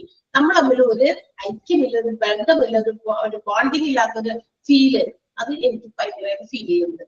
കാരണം ഇത്രയും ബാച്ചസ് ഇപ്പൊ നമ്മൾ 22nd ബാച്ച് വരെ ഇപ്പൊ ഇവിടെ ഓൾറെഡി റണ്ണിങ് ആണ്. അടുത്ത ബാച്ച് 23rd ബാച്ചാണ്. ഈ ബാച്ചസിൽ ഹോസ്പിറ്റൽ അഡ്മിനിസ്ട്രേഷൻ എന്താ പറയാ ക്ലാസ്സസ് എടുത്തുകൊണ്ടിരിക്കുന്നു. നമുക്ക് ഈ കുട്ടികൾ ഇങ്ങനെ വന്നിട്ട് ഇങ്ങനെ വിട്ടാതെ ഇങ്ങനെ നോക്കിയിരിക്കുമ്പോഴേ ഒരു ഫീലിംഗ്, എന്തോ ഒരു ഇത്രയും നാളെ നമ്മൾ പഠിപ്പിച്ച കുട്ടികളല്ലേ, ആൻഡ് അവരെന്തുകൊണ്ട് നമ്മളെ മനസ്സിലാക്കുന്നില്ല, കാര്യം ചോദിക്കാനോ പറയാനൊക്കെ ആയിട്ട്. കാരണം ഇങ്ങനെ അടച്ചുമൂടി വെച്ചിട്ട് നമ്മളിങ്ങനെ ടീച്ചർ മാത്രം ഇരുന്ന് സംസാരിക്കുന്നു അല്ലെ? അപ്പൊ ഇടയ്ക്കൊക്കെ ഇതുപോലെ എന്തെങ്കിലും ചോദിച്ചോ, ഒന്ന് ഇടയ്ക്കൊന്ന് സൗണ്ടിൽ പറഞ്ഞാൽ നിങ്ങളുടെ ഒച്ചയൊക്കെ കേട്ടെ. സോ അങ്ങനെ വരുമ്പോ എന്ത് പറ്റും, ഇടയ്ക്ക് ഓരോരുത്തരും അങ്ങനെ എന്തെങ്കിലുമൊക്കെ പറയുമ്പോ മ്യൂച്വൽ അണ്ടർസ്റ്റാൻഡിങ്, ബോണ്ടിങ്. അപ്പൊ അവിടെ നമുക്കൊരു അണ്ടർസ്റ്റാൻഡിങ്, ഒരു ബോണ്ടിങ് ഒക്കെ വരും. അപ്പൊ നിങ്ങൾ അവിടെ നമുക്കൊരു ഭയങ്കര എന്താ പറയാ ഭയങ്കര ഒരു പ്ലസന്റ് മൊമെന്റ് അവിടെ ഉണ്ടാകും. എല്ലാവരെയും കുട്ടിയാണ്, സംസാരിക്കുന്ന കുട്ടിയാണ്. സോ ആ ഒരു എന്താ പറയാ ഒരു കണക്ഷൻ അവിടെ നമുക്ക് കിട്ടും. ഇങ്ങനെ വരുമ്പോ കിട്ടില്ല. അത് ഞാൻ ജസ്റ്റ് ഒന്ന് ഓർമ്മിപ്പിച്ചു, മനസ്സിൽ ചെറിയ എന്താ പറയാ ഒരു സങ്കടമാണെന്ന് വിചാരിച്ചോ. പ്രീവിയസ് നിങ്ങൾ അങ്ങനെ ആവൂല. ഇതിനു മുമ്പ് കടന്നുപോയ ബാച്ചസ് നമുക്ക് അങ്ങനെ ചില അനുഭവങ്ങൾ ഫേസ് ചെയ്യുമ്പോൾ ഉണ്ടാകുന്ന ചെറിയ സങ്കടമാണെന്ന് വിചാരിച്ചാൽ മതി. ഓക്കെ, നിങ്ങൾ അങ്ങനെ ആവൂല, ഒരിക്കലും ആവൂല. നമ്മൾ ഭയങ്കര ബോണ്ടിങ് ആയി തീരും. തുടങ്ങിയിട്ടല്ലേ ഉള്ളൂ അല്ലേ? ശരിയല്ലേ? മനസ്സിലായോ ഞാൻ പറഞ്ഞത് എന്താണെന്ന്? ചെറുപ്പം എന്തൊക്കെയാണ് ഈ പറയണേ എന്ന് തോന്നരുത്. ഇതൊക്കെ ഇതിന്റെ ഇടയില് ചില ഫീലിംഗ് വരുമ്പോൾ നമ്മൾ അങ്ങനെ പറഞ്ഞു പോകാം. ഓക്കെ, സോ അതിനാണ് ഇങ്ങനെ ഇടയ്ക്ക് ചോദിക്കുന്നത്. പക്ഷെ ചില ആൾക്കാർ അപ്പോഴും മിണ്ടില്ല, ഈ ടൈപ്പ് ചെയ്യും. ഞാൻ സൗണ്ട് ഓൺ ആക്കുകയാണ്, ഒന്ന് റിപ്ലൈ തരൂ എന്ന് പറഞ്ഞിട്ടേ ഞാൻ മിക്കവാറും അത് ചെയ്യാറുള്ളൂ. എന്നിട്ട് നിങ്ങൾ അങ്ങനെ സംസാരിക്കുക കേട്ടോ. ഓക്കെ, സോ അടുത്ത സമയം കൊണ്ട് നമുക്ക് അങ്ങനെ ചെയ്യാം. ഇനി നമ്മൾക്ക് പഠിക്കാൻ പോകുന്നത് അടുത്ത ഭാഗമാണ്. അപ്പൊ എക്യുപ്മെന്റ് എന്തൊക്കെയാണ് ഹോസ്പിറ്റൽ ഫാർമസിയിൽ വേണ്ടത് എന്നുള്ളത് നമ്മൾ കണ്ടു. അത് ടിക്കറ്റ് വയ്ക്കണം, ഏതൊക്കെ എക്യുപ്മെന്റ് ആണ് വരുന്നത്, ഏത് വരില്ല എന്നൊക്കെ പറഞ്ഞ ക്വസ്റ്റ്യൻ ഉണ്ടാകും. ഇനി അടുത്തത് ഹോസ്പിറ്റലിന്റെ ഫാർമസിക്കകത്തുള്ള സ്റ്റാഫുകളെ സംബന്ധിച്ച്. ഹോസ്പിറ്റൽ ഫാർമസിക്കകത്തും കുറെ സ്റ്റാഫുകളൊക്കെ ഉണ്ടല്ലോ. സോ അവരെ സംബന്ധിക്കുന്ന കുറെ ഡീറ്റെയിൽസ് ആണ് നമ്മുടെ സ്റ്റാഫിംഗ് എന്ന് പറയുന്ന ആ സ്റ്റാഫിംഗ് ആണ് കേട്ടോ. ആ സ്റ്റാഫിംഗ് ആണ്. അതായത് ഹോസ്പിറ്റൽ ഫാർമസിയിൽ ഹൗ ദ നഴ്സസ് അല്ലെങ്കിൽ ഹൗ ദ പ്രൊഫഷണൽ അപ്പോയിന്റഡ്, എങ്ങനെയൊക്കെയാണ് അവരെ അപ്പോയിന്റ് ചെയ്യുന്നത്, ഏതൊക്കെ രീതിയിലാണ് എന്ന് പറയാം. നോക്കാം. ഈ ഡ്രഗ് ആൻഡ് തെറാപ്യൂട്ടിക് കമ്മിറ്റിയാണ് ഇതിനുള്ള ഡിസിഷൻ ഒക്കെ എടുക്കുന്നത്. എന്ന് വെച്ചാൽ ഒരു ഹോസ്പിറ്റലില് ഡ്രഗ് ആൻഡ് തെറാപ്യൂട്ടിക് ഒരു കമ്മിറ്റി ഉണ്ട്. കഴിഞ്ഞ ക്ലാസ്സിൽ നമ്മൾ പറഞ്ഞു ഡ്രഗ് ആൻഡ് തെറാപ്യൂട്ടിക് കമ്മിറ്റി എടുക്കുന്ന തീരുമാനങ്ങൾ നടപ്പിലാക്കേണ്ടത് ഹോസ്പിറ്റൽ ഫാർമസിയാണ്. So there is a committee formed in the hospital regarding the drugs which are the drugs to be procured to the hospital pharmacy. Hospital pharmacy le endaka maruന്നു konduvaranam, edaka companyയുടെ വാങ്ങിക്കണം, അങ്ങനെയുള്ള കുറെ decisions ഒക്കെ എടുക്കാൻ വേണ്ടിയിട്ട് hospital ഫാർമസിയില് ഹോസ്പിറ്റൽസില് ഒരു drug and therapeutic committee ഉണ്ട്. ആ കമ്മിറ്റിയുടെ തീരുമാനത്തിലാണ് ഹോസ്പിറ്റലിന്റെ ഫാർമസിയിലെ സ്റ്റാഫിംഗ് ഒക്കെ നടക്കുന്നത്. അതായത് എങ്ങനെയൊക്കെയാണ് ആളുകളെ നിയമിക്കേണ്ടതെന്ന്. അപ്പോ ഫാർമസിസ്റ്റുകൾ എത്ര എണ്ണം ഒരു ഹോസ്പിറ്റലിന്റെ അകത്ത് വേണമെന്ന് ചോദിച്ചാൽ it is based on the bed strength. Class തുടങ്ങുന്ന ആദ്യത്തെ ക്ലാസ്സിൽ ഞാൻ ചോദിച്ചിരുന്നു അല്ലെ, കഴിഞ്ഞ ക്ലാസ്സിൽ ഞാൻ ചോദിച്ചിരുന്നു അതായത് ഹോസ്പിറ്റലിന്റെ ഫാർമസിയില് എത്ര ഫാർമസിസ്റ്റുകൾ വേണം എന്ന്. ഹോസ്പിറ്റലിലെ ഫാർമസിയില് വേണ്ട ഫാർമസിസ്റ്റുകളുടെ എണ്ണം നിശ്ചയിക്കുന്നത് എന്തിന്റെ ബേസിസിലാണ്? ബെഡ് സ്ട്രെങ്ത്തിന്റെ ബേസിസിലാണ്. എത്ര ബെഡ് ആ ഹോസ്പിറ്റലിലുണ്ട്, അതായത് ഇൻപേഷ്യൻസ് ആയിട്ട് കിടക്കുമ്പോ എത്ര ബെഡുകൾ ഓക്യുപ്പൈ ചെയ്യാനുള്ള സ്പേസ് നമ്മുടെ ഹോസ്പിറ്റലിലുണ്ട്. അക്കോർഡിംഗ് ടു ദാറ്റ് അതനുസരിച്ചിട്ടാണ് ഹോസ്പിറ്റൽ ഫാർമസിയില് നമ്പർ ഓഫ് ഫാർമസിസ്റ്റുകൾ വേണ്ടത്. സോ അക്കോർഡിംഗ് ടു ദാറ്റ് ഒരു ഫോളോയിങ് ടേബിൾ ഇവിടെ കൊടുത്തിട്ടുണ്ട്. ഈ ടേബിളിൽ നിന്ന് you get a clear cut idea of number of pharmacist required in a hospital. ഒരു ഹോസ്പിറ്റലിലെ ഫാർമസിയിൽ വേണ്ട ഫാർമസിസ്റ്റുകളുടെ എണ്ണം എങ്ങനെയാണെന്ന് വ്യക്തമാകുന്ന ടേബിൾ ആണ് ആ കൊടുത്തിരിക്കുന്നത്. നമുക്ക് നോക്കാം. ബെഡ് സ്ട്രെങ്ത് ആണ് ആദ്യത്തെ കോളത്തില് കൊടുത്തിരിക്കുന്നത്, രണ്ടാമത്തെ കോളത്തിൽ നമ്പർ ഓഫ് ഫാർമസിസ്റ്റ് റിക്വയർഡ്. നോക്കിയേ, bed strength up to 50 beds. ഒരു 50ഓളം ബെഡുള്ള ഹോസ്പിറ്റൽ ആണെങ്കിൽ, 50ഓളം ബെഡ് എന്ന് പറഞ്ഞാൽ എല്ലാവരും കിടക്കുന്ന ബെഡല്ല, പേഷ്യൻസിന് വേണ്ടിയിട്ടുള്ള ബെഡുകൾ ഒരു 50 അപ് ടു 50 ആണെങ്കിൽ 50ഓളം വരെയുള്ള ബെഡുകളുടെ എണ്ണമാണെങ്കിൽ ഹോസ്പിറ്റൽ ഫാർമസി നീഡ്സ് 3 ഫാർമസിസ്റ്റ്, 3 ഫാർമസിസ്റ്റുകളെ വേണം. ഓക്കെ, 3 എണ്ണം. ഓക്കെ, ആ ടേബിൾ വളരെ ഇമ്പോർട്ടന്റ് ആണ്. കുട്ടി കുറച്ചൊക്കെ അല്ലെങ്കിൽ കുറച്ചൊക്കെ നിങ്ങൾക്ക് ക്വസ്റ്റ്യൻ വരാൻ സാധ്യതയുണ്ട്. ഓക്കെ, അപ് ടു 100 ബെഡ്സ് ആണെങ്കിൽ 50 കഴിഞ്ഞു, 50ന് മേലെ 100ഓളം ബെഡ് വരെയുള്ള ഹോസ്പിറ്റൽ ഹോസ്പിറ്റലാണെങ്കിൽ അവിടെ ഫാർമസിസ്റ്റുകളുടെ എണ്ണം 5 ആണ്, 5 എണ്ണം. ഓക്കെ, 100 ബെഡ് വരെ 5 ഫാർമസിസ്റ്റുകൾ. അപ് ടു 200 ബെഡ്സ്, 200 വരെ ബെഡുകളാണെങ്കിൽ 8 ഫാർമസിസ്റ്റുകളാണ് വേണ്ടത്. ഓക്കെ, 8 ഫാർമസിസ്റ്റുകൾ അപ് ടു 200 ബെഡ്സ് ആണ്. 300 ബെഡ്സ് വരെയാണെങ്കിൽ, 300ഓളം ബെഡുകൾ വരെയാണെങ്കിൽ 10 ഫാർമസിസ്റ്റുകൾ ആണ് ആവശ്യം. അത്യാവശ്യമായിട്ട് വേണ്ടത് 10 ഫാർമസിസ്റ്റുകളാണ്. ബെഡ് സ്ട്രെങ്ത് കൂടുന്നതനുസരിച്ച് നമ്പർ ഓഫ് ഫാർമസിസ്റ്റുകളുടെ എണ്ണവും ചെയ്യുന്നത് ഇൻക്രീസ് ചെയ്യുന്നത്. 300ഓളം ബെഡുകൾ വരെയുള്ള ഹോസ്പിറ്റലുകളിൽ 10 ഫാർമസിസ്റ്റുകളാണ് വേണ്ടത്. അപ് ടു 500 ബെഡ്സ്, ഒരു 500 ബെഡുകൾ വരെയാണെങ്കിൽ ഒരു 15 ഫാർമസിസ്റ്റുകളുടെ ആവശ്യം. ഓക്കെ, 15 ഫാർമസിസ്റ്റുകളാണ് വേണ്ടത്. So according to the bed strength the number of pharmacist are also appointed. അത്രയും അനുസരിച്ചുള്ള ഫാർമസിസ്റ്റുകളെയാണ് അപ്പോയിന്റ് ചെയ്യുന്നത്. ക്ലിയർ ആയോ? മനസ്സിലായോ? അപ്പൊ ഇങ്ങനെയാണ് സ്റ്റാഫിംഗ് നടക്കുന്നത്. ഫാർമസിയിലെ സ്റ്റാഫിങ്ങിന്റെ ആ ഒരു രീതിയാണ്. ബെഡുകളുടെ സ്ട്രെങ്ത് അനുസരിച്ചിട്ടാണ് ഡ്രഗ് ആൻഡ് തെറാപ്യൂട്ടിക് കമ്മിറ്റി അതിനുള്ള തീരുമാനങ്ങൾ എടുക്കുക. മനസ്സിലായോ? ഡ്രഗ് ആൻഡ് തെറാപ്യൂട്ടിക് കമ്മിറ്റിയാണ് അതിന്റെ തീരുമാനം എടുക്കുന്നത് എത്ര ഫാർമസിസ്റ്റ് വേണമെന്ന്. അപ്പൊ അവർക്കറിയണം ഈ ഹോസ്പിറ്റലിൽ എത്ര ബെഡ് ഉണ്ട്, അങ്ങനെയാണെങ്കിൽ ഇത്ര ഫാർമസിസ്റ്റ്. ഓക്കെ, ക്ലിയർ ആണല്ലോ? ആ ടേബിള് വളരെ ഇമ്പോർട്ടന്റ് ആണ്. ഒന്ന് ടിക്കറ്റ് വെച്ചേക്കാം, അല്ലെങ്കിൽ ടേബിളിന്റെ അടുത്ത് NB എന്ന് ചോദിച്ചേക്കാം. കാര്യമായിട്ട് നമ്മൾ ശ്രദ്ധിച്ച് പഠിക്കേണ്ടതാണല്ലോ. തെറ്റിച്ചൊക്കെ തരും. ഓക്കെ, അടുത്തേക്ക് പോട്ടെ. ഓക്കെ ആണോ? യെസ്, സിമ്പിൾ കാര്യങ്ങളാണ് കേട്ടോ ഫാർമസി. ഇപ്പൊ തീരും. Okay, now we have to study the flow chart. ഒരു ഹോസ്പിറ്റൽ ഫാർമസിസ്റ്റുകളുടെ ആവശ്യങ്ങൾ എന്തൊക്കെ കാര്യങ്ങൾക്കാണ്, അല്ലെങ്കിൽ ഏതൊക്കെ ആ ഒരു ഹൈറാർക്കിക്കൽ ലെവൽ അല്ലെങ്കിൽ ഹോസ്പിറ്റൽ ഫാർമസിയിലെ ഉള്ള അവിടുത്തെ എന്താ പറയാ സ്റ്റാഫുകൾ, അത് ഏത് രീതിയിലാണ് അത് വന്നിരിക്കുന്നതെന്ന് നമുക്ക് ഒരു ഫ്ലോ ചാർട്ടിലൂടെ കാണിച്ചു. ഒരു ഹോസ്പിറ്റലിന്റെ ഫസ്റ്റ് ആദ്യം ഏറ്റവും ടോപ്പിലുള്ളത് ഹോസ്പിറ്റലിന്റെ ഫാർമസിയുടെ ഒരു ഡയറക്ടറാണ്. ഏറ്റവും ടോപ്പില് ഫാർമസി ഡയറക്ടർ ആണ്. അത് എന്താ പറയാ superintendent of pharmaceutical services or chief pharmacist. എന്റെ താഴെ കേട്ടോ, എന്റെ താഴെയാണ് superintendent of pharmaceutical services. Pharmaceutical സർവീസസിന്റെ സൂപ്പറിൻറ്റൻഡന്റ് എന്ന് പറഞ്ഞാൽ, അല്ലെങ്കിൽ ചീഫ് ഫാർമസിസ്റ്റ്. ആ ചീഫ് ഫാർമസിസ്റ്റ് ആളുടെ ക്വാളിഫിക്കേഷനോട് ബ്രാക്കറ്റ് കൊടുത്തത് MPharm കേട്ടോ. ആ ഒരു ക്വാളിഫിക്കേഷനുള്ള അത്രയും ക്വാളിഫൈഡ് ആയിട്ടുള്ള ചീഫ് ഫാർമസിസ്റ്റോ അല്ലെങ്കിൽ സൂപ്പറിൻറ്റൻഡന്റ് ഓഫ് ഫാർമാസ്യൂട്ടിക്കൽ സർവീസസ്. അതിന്റെ താഴെ ഒരു 4 ക്ലാസിഫിക്കേഷൻസ്, നേരെ താഴേക്ക് 4 ക്ലാസിഫിക്കേഷൻ ആണ്. അതിനിടയിൽ വീണ്ടും ക്ലാസിഫിക്കേഷൻ ഇല്ല. ചീഫ് ഫാർമസിസ്റ്റ് കഴിഞ്ഞാൽ നേരെ താഴെ ഈക്വൽ ആയിട്ടുള്ള ലെവലിൽ നിൽക്കുന്ന 4 ക്ലാസിഫിക്കേഷൻ ആണ്. അതിൽ ഫസ്റ്റ് വൺ ഫാർമസിസ്റ്റ്. ആ ഒരു ഫാർമസിസ്റ്റ് എന്താണ്? ഡ്രഗ് ഡിസ്ട്രിബ്യൂഷൻ ഡിപ്പാർട്ട്മെന്റ് ആണ്. B.Pharm ക്വാളിഫിക്കേഷൻ ഉള്ള ഡ്രഗ് ഡിസ്ട്രിബ്യൂഷൻ, അതായത് ഡ്രഗ്സ് ഒക്കെ ഡിസ്ട്രിബ്യൂട്ട് ചെയ്ത് കൊടുക്കാൻ പറ്റുന്ന ഒരു ഫാർമസിസ്റ്റ്. ഓരോരുത്തർക്കും എന്ത് ചുമതലയാണെന്ന് ബ്രാക്കറ്റിൽ കൊടുത്തിട്ടുണ്ടോ? ആദ്യത്തെ ക്ലാസിഫിക്കേഷനിൽ ഫാർമസിസ്റ്റ് ഒരെണ്ണം, അത് ഡ്രഗ് ഡിസ്ട്രിബ്യൂട്ട് ചെയ്യുന്നതിന് വേണ്ടിയിട്ടാണ് B.Pharm ക്വാളിഫിക്കേഷൻ. മറ്റൊരു ഫാർമസിസ്റ്റ് മെഡിക്കൽ സ്റ്റോറാണ്. ആ സ്റ്റോർ കീപ്പ് ചെയ്യാനാണ്. സ്റ്റോറിൽ എന്തെങ്കിലുമൊക്കെ സ്റ്റോക്ക് കുറഞ്ഞു പോയോ കൂടിയിട്ടുണ്ടോ അതൊക്കെ അറിയാൻ വേണ്ടിയിട്ട്. ഈ മെഡിസിൻസിന്റെ എണ്ണൊക്കെ കുറഞ്ഞു വരുമ്പോ അതിന് പുതിയ ഓർഡർ ഒക്കെ പ്ലേസ് ചെയ്യണം. അപ്പൊ ഈ സ്റ്റോർ കീപ്പ് ചെയ്യുന്ന ആൾക്കാര് ആ എത്രയാണ് സ്റ്റോക്ക് ലെവലൊക്കെ കൃത്യം അറിഞ്ഞിരിക്കണം. എന്നാലേ പുതിയ മെഡിസിൻസിന്റെ സ്റ്റോക്ക് ഓർഡർ കൊടുക്കാൻ പറ്റുള്ളൂ. അപ്പൊ മെഡിക്കൽ സ്റ്റോർ കീപ്പ് ചെയ്യുന്ന ഒരു ഫാർമസിസ്റ്റ്, അതും അതേ ലെവൽ തന്നെ. പിന്നെ വേണ്ടത് 2 ഫാർമസിസ്റ്റുകളാണ്. 2 ഫാർമസിസ്റ്റ് എന്തിനാണ്? B.Pharm അല്ലെങ്കിൽ D.Pharm ഒക്കെ ഉള്ള ഫാർമസിസ്റ്റുകളാണ് ഡിസ്പെൻസിങ്ങിനും മരുന്ന് ഇങ്ങനെ എടുത്ത് മറ്റേ റാക്കിൽ നിന്നൊക്കെ ഇങ്ങനെ എടുത്ത് എന്താ പറയാ കൃത്യം പ്രിസ്ക്രിപ്ഷൻ അനുസരിച്ച് ഡിസ്പെൻസ് ചെയ്യാനുള്ളതാണ്. മനസ്സിലായോ? അവിടെ എടുക്കണ്ടേ?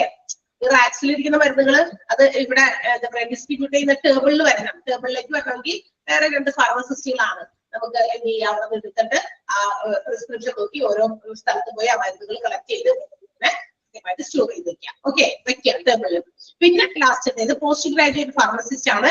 ക്വാളിറ്റി കൺട്രോൾ ചെയ്യുക. ക്വാളിറ്റി കൺട്രോൾ ചെയ്യുക എന്ന് വെച്ചാൽ അവിടെ ഫാർമസിയിലുള്ള മെഡിസിൻസിന്റെ ഒക്കെ ക്വാളിറ്റി ചെക്ക് ചെയ്യുക, ആ ക്വാളിറ്റിയെ കൺട്രോൾ ചെയ്യുക. ഇതിനൊക്കെ വേണ്ടിയിട്ടുള്ള ഫാർമസിസ്റ്റ്, അത് പോസ്റ്റ് ഗ്രാജുവേറ്റ് ആയിട്ടുള്ള ഫാർമസിസ്റ്റ് ആയിരിക്കും.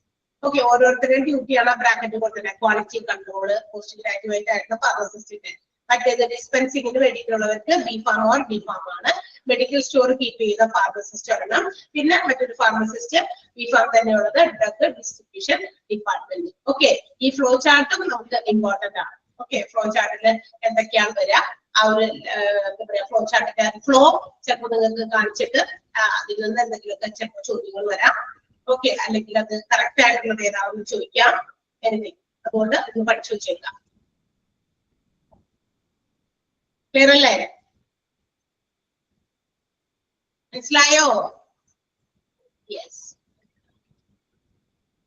അടുത്തത് നമ്മൾ നേരത്തെ പറഞ്ഞ drug and therapeutic committee. Committee എന്ന് പറഞ്ഞാൽ എന്താ? Committee it's the group of number of members അല്ലെ? ഒരു കുറച്ച് ആളുകൾ അടങ്ങുന്ന, ഇത്ര എണ്ണം ആൾക്കാരൊക്കെ അടങ്ങുന്ന ഒരു ഗ്രൂപ്പ്.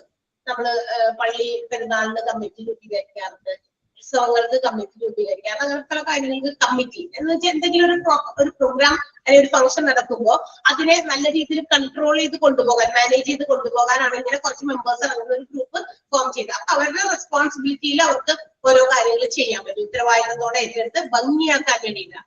ഓക്കെ, ഹോസ്പിറ്റൽസിന്റെ ആക്ടിവിറ്റീസ് ഭംഗിയാക്കാൻ. അപ്പൊ ഹോസ്പിറ്റലിനും അതുപോലെ തന്നെ ഒരു ഡ്രഗ് ആൻഡ് തെറാപ്യൂട്ടിക് കമ്മിറ്റി ഉണ്ട്. ആ കമ്മിറ്റിയുടെ പ്രത്യേകത, അതിനകത്ത് അംഗങ്ങളുടെ പ്രത്യേകതകൾ നമുക്ക് നോക്കാം. മെഡിക്കൽ സൂപ്രണ്ടാണ്. Medical superintendent will be the chairman of the committee. ആ കമ്മിറ്റിയുടെ ചെയർമാൻ ആരായിരിക്കും? മെഡിക്കൽ സൂപ്പറിൻറ്റൻഡന്റ് ആണ്. അതായത് ഹോസ്പിറ്റലിന്റെ മെഡിക്കൽ സൂപ്പറിൻറ്റൻഡന്റ് ആണ്. പിന്നെ എല്ലാ HODസും എല്ലാ ഡിപ്പാർട്ട്മെന്റിന്റെയും ഹെഡ് ഓഫ് ഓൾ ഡിപ്പാർട്ട്മെന്റ്സ്, എല്ലാ ഡിപ്പാർട്ട്മെന്റിന്റെയും ഹെഡുകൾ ആ കമ്മിറ്റിയിലെ മെമ്പർമാരാണ്.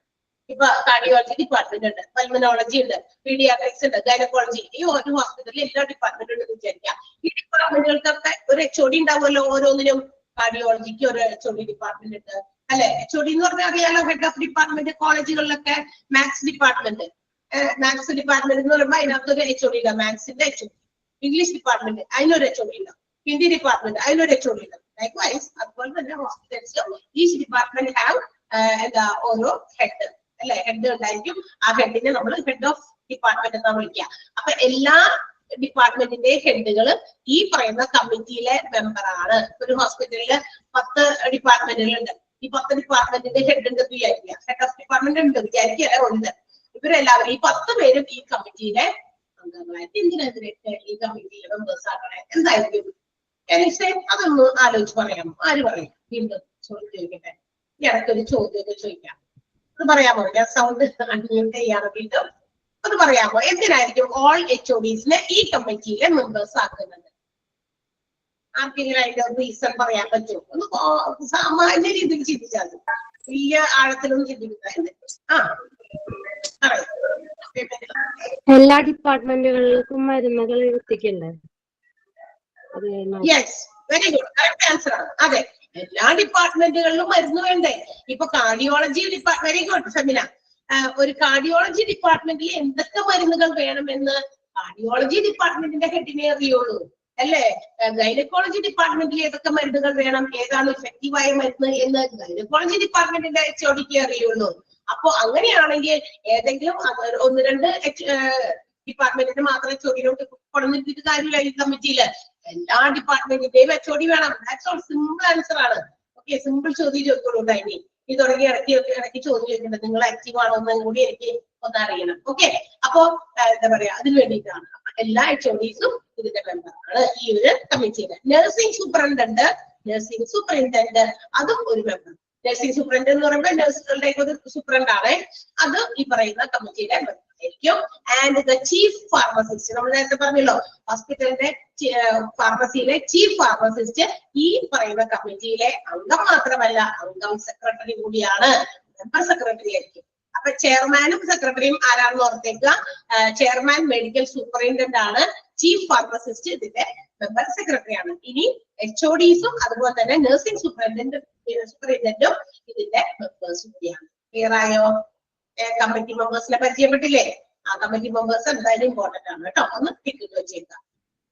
ഡ്രഗ് ആൻഡ് തെറാപ്യൂട്ടിക് കമ്മിറ്റി, അതിനെ കുറിച്ച് ചോദ്യങ്ങളൊക്കെ പല രീതിയിൽ ചോദിച്ചിട്ടുണ്ട്. ഇനി what is the function of this drug and therapeutic committee? എന്തിനാ ഇങ്ങനെ ഒരു കമ്മിറ്റി രൂപീകരിച്ച് അവിടെ വെച്ചേക്കണേ? എന്താ അവരുടെ പ്രവർത്തന മേഖല? ഇവരിവിടെ എന്താ ചെയ്യണ്ടേ? So first of all, they have to prepare the hospital drug formulary. ആദ്യം തന്നെ ചെയ്യേണ്ടത് ഫോർമാലിറ്റി എന്നാണോ നിങ്ങളുടെ ബുക്കില്? ഫോർമാലിറ്റി എന്നാണോ എഴുതുന്നത്? ഫോർമുലറി എന്നാണ് ആണോ? ഫോർമാലിറ്റി എന്നാണോ പിള്ളേരെ? ഫസ്റ്റ് പോയിന്റില് ലാസ്റ്റ് വേർഡ് ഒന്ന് വായിക്കാമോ? ഡ്രഗ് ഫോർമുലറി എന്നാണോ എഴുതിയിരിക്കുന്നത്? ഫോർമാലിറ്റി എന്നാണോ? ഫോർമുലറി എന്നാണ്. Formality formulary means drug list ആണ്. വെരി ഗുഡ്, നേരത്തെ ഞാൻ തിരിച്ച് കൊടുത്തിട്ടുണ്ട്. ഫോർമുലറി എന്നാക്കാൻ പറഞ്ഞ് കൊടുത്തിട്ടുണ്ട്. നമ്മുടെ ആദ്യത്തെ പ്രിന്റിൽ അങ്ങനെ ഫോർമാലിറ്റിയിലാണ് കിടക്കുന്നത്. സെയിം ആണ് ഇവിടെയും ഇപ്പൊ ഡിസ്പ്ലേ ചെയ്തിരിക്കുന്നത്. അത് നിങ്ങൾ കേൾക്കാം, നിങ്ങളുടെ ടെക്സ്റ്റ് കൊണ്ട് പഠിച്ചാൽ മതി. നമ്മൾ തിരുത്തി കൊടുത്തിട്ടുണ്ട്, തിരുത്താൻ പറഞ്ഞിരുന്നു. സോ അത് തിരുത്തി നമുക്ക് കാണും നിങ്ങളുടെ കയ്യിലുള്ളത്. Very good. അപ്പൊ to prepare hospital drug formulary, ഹോസ്പിറ്റലിന്റെ ഫാർമസിയിൽ ഇരിക്കുന്ന മരുന്നുകൾ എന്തൊക്കെ വേണം അതിനൊരു ലിസ്റ്റ് തയ്യാറാക്കാൻ. ഡ്രഗിന്റെ ഫോർമുലറി എന്ന് പറഞ്ഞാൽ ഡ്രഗ് ലിസ്റ്റ് എന്നുള്ളൂ, അത്രേ ഉള്ളൂ. എന്താ പറയാ, മീനിങ് അതാണ്. എന്തൊക്കെ മരുന്നുകൾ ഹോസ്പിറ്റലിൽ വേണം, ഹോസ്പിറ്റൽ ഫാർമസിയിൽ വേണം, അതിനുവേണ്ടി ഒരു ലിസ്റ്റ് തയ്യാറാക്കാനുള്ള ഒരു എന്താ പറയാ ഒരു റെസ്പോൺസിബിലിറ്റി, ഉത്തരവാദിത്തം ആർക്കാണ്? നമ്മളുടെ ഈ ഡ്രഗ് ആൻഡ് തെറാപ്യൂട്ടിക് കമ്മിറ്റിയുടെ. അപ്പൊ ഇവര് ചെയ്തോളണം ഏതൊക്കെ മരുന്നുകൾ ഇവിടെ വേണം. ഇതെങ്ങനെ ഇവർക്കറിയാം? ഡ്രഗ് ആൻഡ് തെറാപ്യൂട്ടിക് കമ്മിറ്റിക്ക് എങ്ങനെ അറിയാം? കാരണം ഉണ്ടല്ലോ, അറിയാലോ. മെഡിക്കൽ സൂപ്രണ്ട് അതിനകത്തെ ചെയർമാനാണ്, അതുപോലെ തന്നെ ചീഫ് ഫാർമസിസ്റ്റ് അവിടുത്തെ മെമ്പർ സെക്രട്ടറി ആണ്. അപ്പൊ സെക്രട്ടറിക്ക് ഉൾപ്പെടുന്ന ഫാർമസിയുടെ സെക്രട്ടറി ഒക്കെ അവിടെ ഉണ്ട്. പിന്നെ എല്ലാ HODസും ഈ പറയുന്ന ഇതിനകത്തെ മെമ്പർമാരാണ്. അപ്പൊ ഇവരൊക്കെ പറയുന്നത് ഇന്ന മരുന്ന് വേണം, ഇന്ന മരുന്ന് വേണം. അപ്പൊ ആ കമ്മിറ്റിയിൽ നിന്നും ഉടലെടുത്ത് വന്ന ഒരു ലിസ്റ്റ് അവർ തയ്യാറാക്കും. അത് തയ്യാറാക്കുക എന്നുള്ളതാണ് ഫസ്റ്റ് ഒരു റെസ്പോൺസിബിലിറ്റി നമ്മുടെ ഡ്രഗ് ആൻഡ് തെറാപ്യൂട്ടിക് കമ്മിറ്റിയിലുണ്ട്. Next one, to select manufacturer and supplier, mode of procurement. അതായത് ഇനി അടുത്ത എന്താ, ഈ ഡ്രഗിന്റെ ലിസ്റ്റ് തയ്യാറാക്കി കഴിഞ്ഞു കഴിഞ്ഞാൽ ആരായിരിക്കണം ഇത് നമുക്ക് വേണ്ടി സപ്ലൈ ചെയ്യണ്ടേ? ആ സപ്ലൈ ചെയ്യാനുള്ള ആളെ അല്ലെങ്കിൽ മാനുഫാക്ചർ ചെയ്യുന്ന മെഡിസിൻ ഉണ്ടാക്കുന്ന ആൾക്കാരെ കണ്ടെത്തുക. എങ്ങനെയാ നമുക്ക് ഈ മെഡിസിൻ നമുക്ക് പ്രൊക്യൂർ ചെയ്യാൻ പറ്റും? ആ മോഡ് ഓഫ് പ്രൊക്യൂർമെന്റ് അത് സെലക്ട് ചെയ്യുക. അതാണ് രണ്ടാമത്തെ കാര്യം.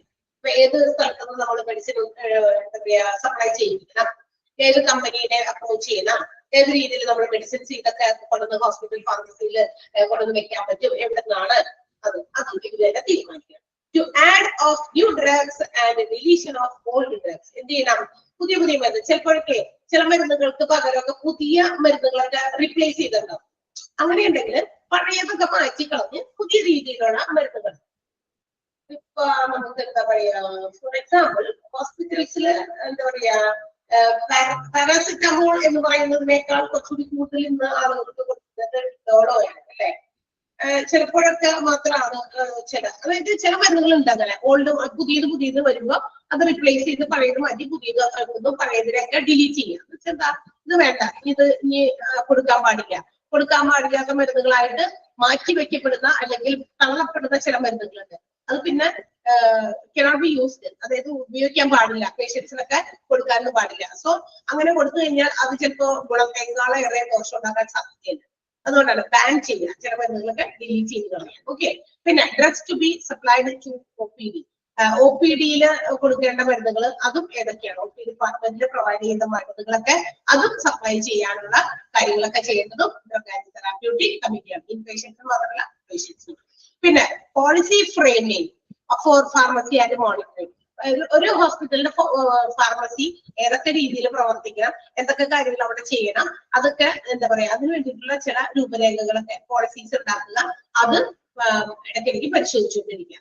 ഹോസ്പിറ്റലിന്റെ ഫാർമസി നല്ല രീതിയിൽ ഫംഗ്ഷൻ ചെയ്യുന്നുണ്ടോ, അവിടെ ഇന്ന പോളിസീസ് ഒക്കെ ഫോളോ ചെയ്താണ് അവരവരുടെ ഹോസ്പിറ്റൽ ഫാർമസി മെയിൻറ്റെയിൻ ചെയ്ത് മുന്നോട്ട് കൊണ്ടുപോകുന്നത് എന്നൊക്കെ ഇടയ്ക്ക് മോണിറ്റർ ചെയ്യാൻ വേണം. അതിനുള്ള പോളിസീസ് ഫ്രെയിം ചെയ്യുന്നതും ഒക്കെ തെറാപ്യൂട്ടിക് കമ്മിറ്റിയാണ്. ഓക്കെ. പിന്നെ ബഡ്ജറ്റ് ഡിമാൻഡ് ഫോർ ഫാർമസിക്ക് വേണ്ടി ഒരു ബഡ്ജറ്റ് തയ്യാറാക്കുക. ഫാർമസിയില് ഇത്ര മരുന്നുകളൊക്കെ സ്റ്റോർ ചെയ്യുമ്പോൾ ഏകദേശം ഇത്ര രൂപയൊക്കെ വരും, അതിന്റെ ഒരു ബഡ്ജറ്റ് കാൽക്കുലേഷൻ അതും drug and therapeutic committee maintain ചെയ്യണം. അല്ലെങ്കിൽ അതിന്റെ ഉത്തരവാദിത്തം ഉണ്ട്. കാരണം എത്രത്തോളം മരുന്നുകൾ വേണം, അതിന് എത്ര രൂപയാകും, അതൊക്കെ തീരുമാനിക്കണം നേരത്തെ കുട്ടി. അല്ലാണ്ട് ഓടിപ്പോയി ഇത്ര മരുന്ന് പറയുമ്പോൾ ഓടിപ്പോയാണ് വാങ്ങിക്കാൻ പറ്റുന്ന രീതിയിലല്ല, നേരത്തെ കുട്ടി പ്ലാൻ ചെയ്യണം. ഈ പ്ലാനിംഗ് ഒക്കെ നടക്കുന്നത് ഡ്രഗ് ആൻഡ് തെറാപ്യൂട്ടിക് കമ്മിറ്റിയുടെ ഡിസ്കഷൻസിൽ നിന്നാണ്, അവരുടെ ചർച്ചകളിൽ നിന്നാണ്. അപ്പൊ അവർ ചർച്ചകൾ ചെയ്ത് അതിന് വേണ്ടിയുള്ള തീരുമാനങ്ങൾ എടുക്കുക. To develop drug information system. As a hospital pharmacy, the pharmacist should know about all the information of the drugs and medicines. Hospital pharmacy യിലുള്ള എല്ലാ മരുന്നുകളെ കുറിച്ചിട്ടും ഉള്ള ഇൻഫോർമേഷൻസ് ഫാർമസിസ്റ്റുകൾ അറിയണമെന്ന് ഇന്നലെ നമ്മൾ പഠിച്ചു അല്ലെ. അപ്പൊ ഒരു ഡ്രഗ് ഇൻഫോർമേഷൻ, നല്ലൊരു ഡ്രഗ് ഇൻഫോർമേഷൻ സിസ്റ്റം ഡെവലപ്പ് ചെയ്യാം. ഇവർക്ക് എല്ലാവർക്കും ഇതിനെ കുറിച്ചുള്ള ബോധ്യമുണ്ടോ, എന്താണ് മരുന്ന്, ആ മരുന്ന് എന്തിനു ഉപയോഗിക്കുന്നു, അതിന്റെ കോസ്റ്റ്, അതിന്റെ സോഴ്സ് എവിടെ നിന്ന് വന്നു, ഇങ്ങനെയുള്ള ഇൻഫോർമേഷൻ ഒക്കെ എല്ലാവർക്കും അറിയോ എന്നുള്ളതൊക്കെ. അതിനുവേണ്ടി ഒരു ഇൻഫോർമേഷൻ സിസ്റ്റം ഡെവലപ്പ് ചെയ്യാം. And to check pharmacy records and drug quality. ഇടയ്ക്കിടയ്ക്ക് ഫാർമസിയുടെ റെക്കോർഡുകൾ, അവര് ഓരോ ഡിപ്പാർട്ട്മെന്റും അതിന്റെ റെക്കോർഡുകളുണ്ട്. ഫാർമസിയിലും ഉണ്ട് റെക്കോർഡുകൾ, എന്തൊക്കെ മരുന്നുകളുണ്ട്, ആ മരുന്നുകളിൽ എത്ര സ്റ്റോക്ക് ഇരിക്കുന്നുണ്ട്, ആ മരുന്നുകളെ കുറിച്ചുള്ള മറ്റ് ഇൻഫോർമേഷൻസ്, ഒരുപാട് റെക്കോർഡ്സ് ഉണ്ട്. ആ റെക്കോർഡ്സ് ഒക്കെ ഇടയ്ക്ക് ചെക്ക് ചെയ്യുക.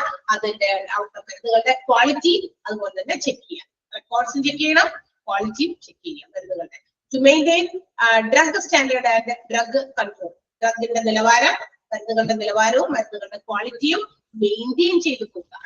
എന്നുവെച്ചാൽ ക്വാളിറ്റി കുറെ താഴെ പോയിട്ട് കുറെ ക്വാളിറ്റി ഇല്ലാത്ത മരുന്ന് കൊണ്ടുപോയി വെച്ച് ഒരുപാട് കാശ് ആളുകളെ പേഷ്യൻസിൽ നിന്ന് വാങ്ങിച്ച് ആ രീതിയിലാകാതെ ക്വാളിറ്റിയെ മാക്സിമം കൺട്രോൾ ചെയ്ത് ആ ഡ്രഗിന്റെ ഓരോന്നിന്റെയും നിലവാരം നിലനിർത്തി തന്നെ പേഷ്യൻസിന് പ്രൊവൈഡ് ചെയ്യണം അല്ലെ. അപ്പൊ അതിന് ഉള്ള ഒരു ഉത്തരവാദിത്വം drug and therapeutic കമ്മിറ്റിക്കുണ്ട്.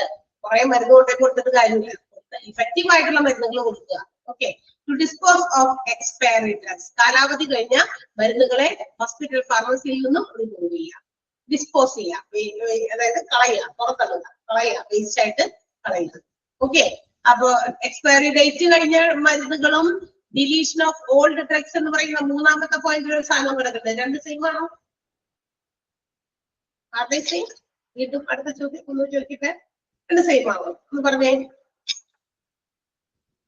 Old drugs എന്ന് പറയുന്നതും എന്താ പറയാ, എക്സ്പയറി ഡ്രഗ്സ് എന്ന് പറയുന്നതും സെയിം ആണോ? അല്ല അല്ലെ. Then what is the difference? എന്താണ് ജാസ്മിൻ ഡിഫറൻസ്? ജാസ്മിൻ ആണ് അല്ല എന്ന് പറഞ്ഞു. ഒന്ന് പറഞ്ഞേ ജാസ്മിൻ, എന്താണ് അവരുടെ വ്യത്യാസം? എന്ത് മനസ്സിലായി എന്ന് പറഞ്ഞാൽ പുതിയ മരുന്ന് വരുമ്പോ പഴയത് കൊടുക്കണ്ട, മറ്റേത് എക്സ്പയറി ഡേറ്റ് കഴിഞ്ഞ മരുന്ന് കളയുക. കുറച്ചുകൂടി വ്യക്തമായി പറയോ? സൗണ്ട് ഇങ്ങോട്ട് ക്ലിയർ ആയില്ലടാ. Hello Jasmine. പുതിയ മരുന്ന് വരുമ്പോ പഴയത് കൊടുക്കാണ്ടിരിക്കുക. പിന്നെ ലാസ്റ്റ് പറഞ്ഞത് എക്സ്പയറി ഡേറ്റ് കഴിഞ്ഞത് കൊടുക്കാതെ നല്ലത് കൊടുക്കുക, അങ്ങനെയല്ലേ? ഓക്കെ. മരുന്നുകള്, അതായത് ഓൾഡ് ഡ്രഗ്സ് എന്ന് പറയുമ്പോ നമ്മളുടെ പഴയ മരുന്നുകളാണ്. എന്ന് വെച്ചാൽ ഒരുപാട് കാലങ്ങൾക്ക് മുമ്പ് തുടങ്ങി ഇങ്ങനെ പരമ്പരാഗതമായിട്ട് ഇങ്ങനെ ഉപയോഗിച്ചുകൊണ്ടിരിക്കുന്ന ചില മരുന്നുകൾ. അത് സമയം കഴിഞ്ഞു, അത് കളയേണ്ട സമയം കഴിഞ്ഞു അല്ലെ. ചില സാധനങ്ങൾ അങ്ങനെയാണ്, നമുക്ക് കളയേണ്ടത്, അത് ഇനിയിപ്പോ പാടില്ല, അത് വേണ്ട, അങ്ങനെ വേണ്ടാന്ന് വെച്ച് ഡോക്ടേഴ്സ് എല്ലാവരും തന്നെ ഒരുപോലെ അത് ഏറ്റെടുത്തിരിക്കുകയാണ്. ഇത് ഇന്ന മരുന്ന് ഇനി നമ്മൾ യൂസ് ചെയ്യാൻ പാടില്ല. സോ സച്ച് മെഡിസിൻസിനെയാണ് നമ്മൾ ഓൾഡ് ഡ്രഗ്സ് എന്ന് വിളിക്കുക. അത് ഇനി ഇവിടെ കറങ്ങാൻ പാടില്ല, ഹോസ്പിറ്റൽ ഫാർമസിയിലോ മെഡിക്കൽ ഷോപ്പിലോ ഒന്നും കറങ്ങാൻ പാടില്ല, അങ്ങനത്തെ മരുന്നുകളാണ്, ഡിലീറ്റഡ് ആണ്, ഓൾറെഡി അത് കളയേണ്ട മരുന്നുകളാണ്. അതേസമയം എന്താ പറയാ, എക്സ്പയറി ഡ്രഗ്സ് എന്ന് പറഞ്ഞാൽ കാലാവധി കഴിഞ്ഞ മരുന്നുകളാണ്. രണ്ട് വ്യത്യാസമുണ്ട് കേട്ടോ.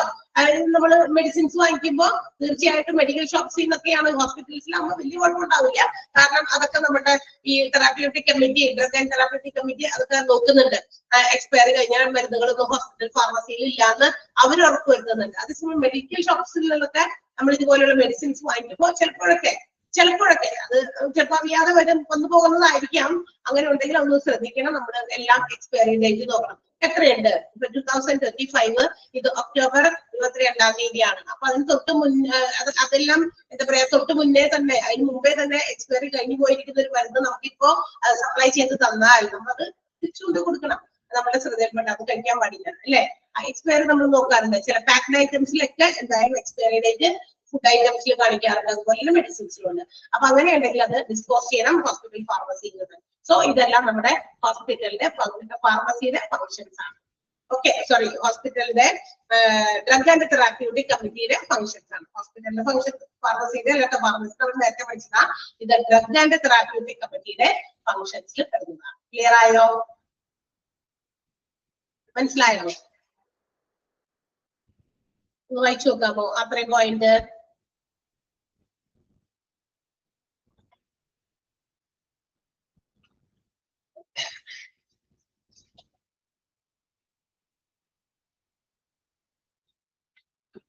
എളുപ്പമുള്ള ഭാഗങ്ങളായതുകൊണ്ടും നിങ്ങൾ പെട്ടെന്ന് മനസ്സിലായി എന്ന് പറയുന്നതുകൊണ്ടും പെട്ടെന്ന് ചെയ്യുന്നുണ്ട്.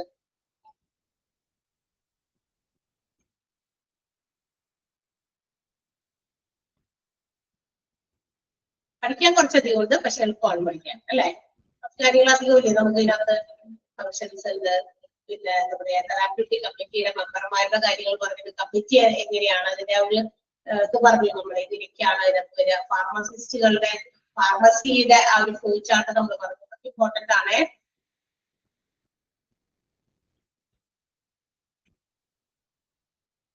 യെസ്, ഇനി ഹോസ്പിറ്റൽ ഫോർമുലറിയാണ്.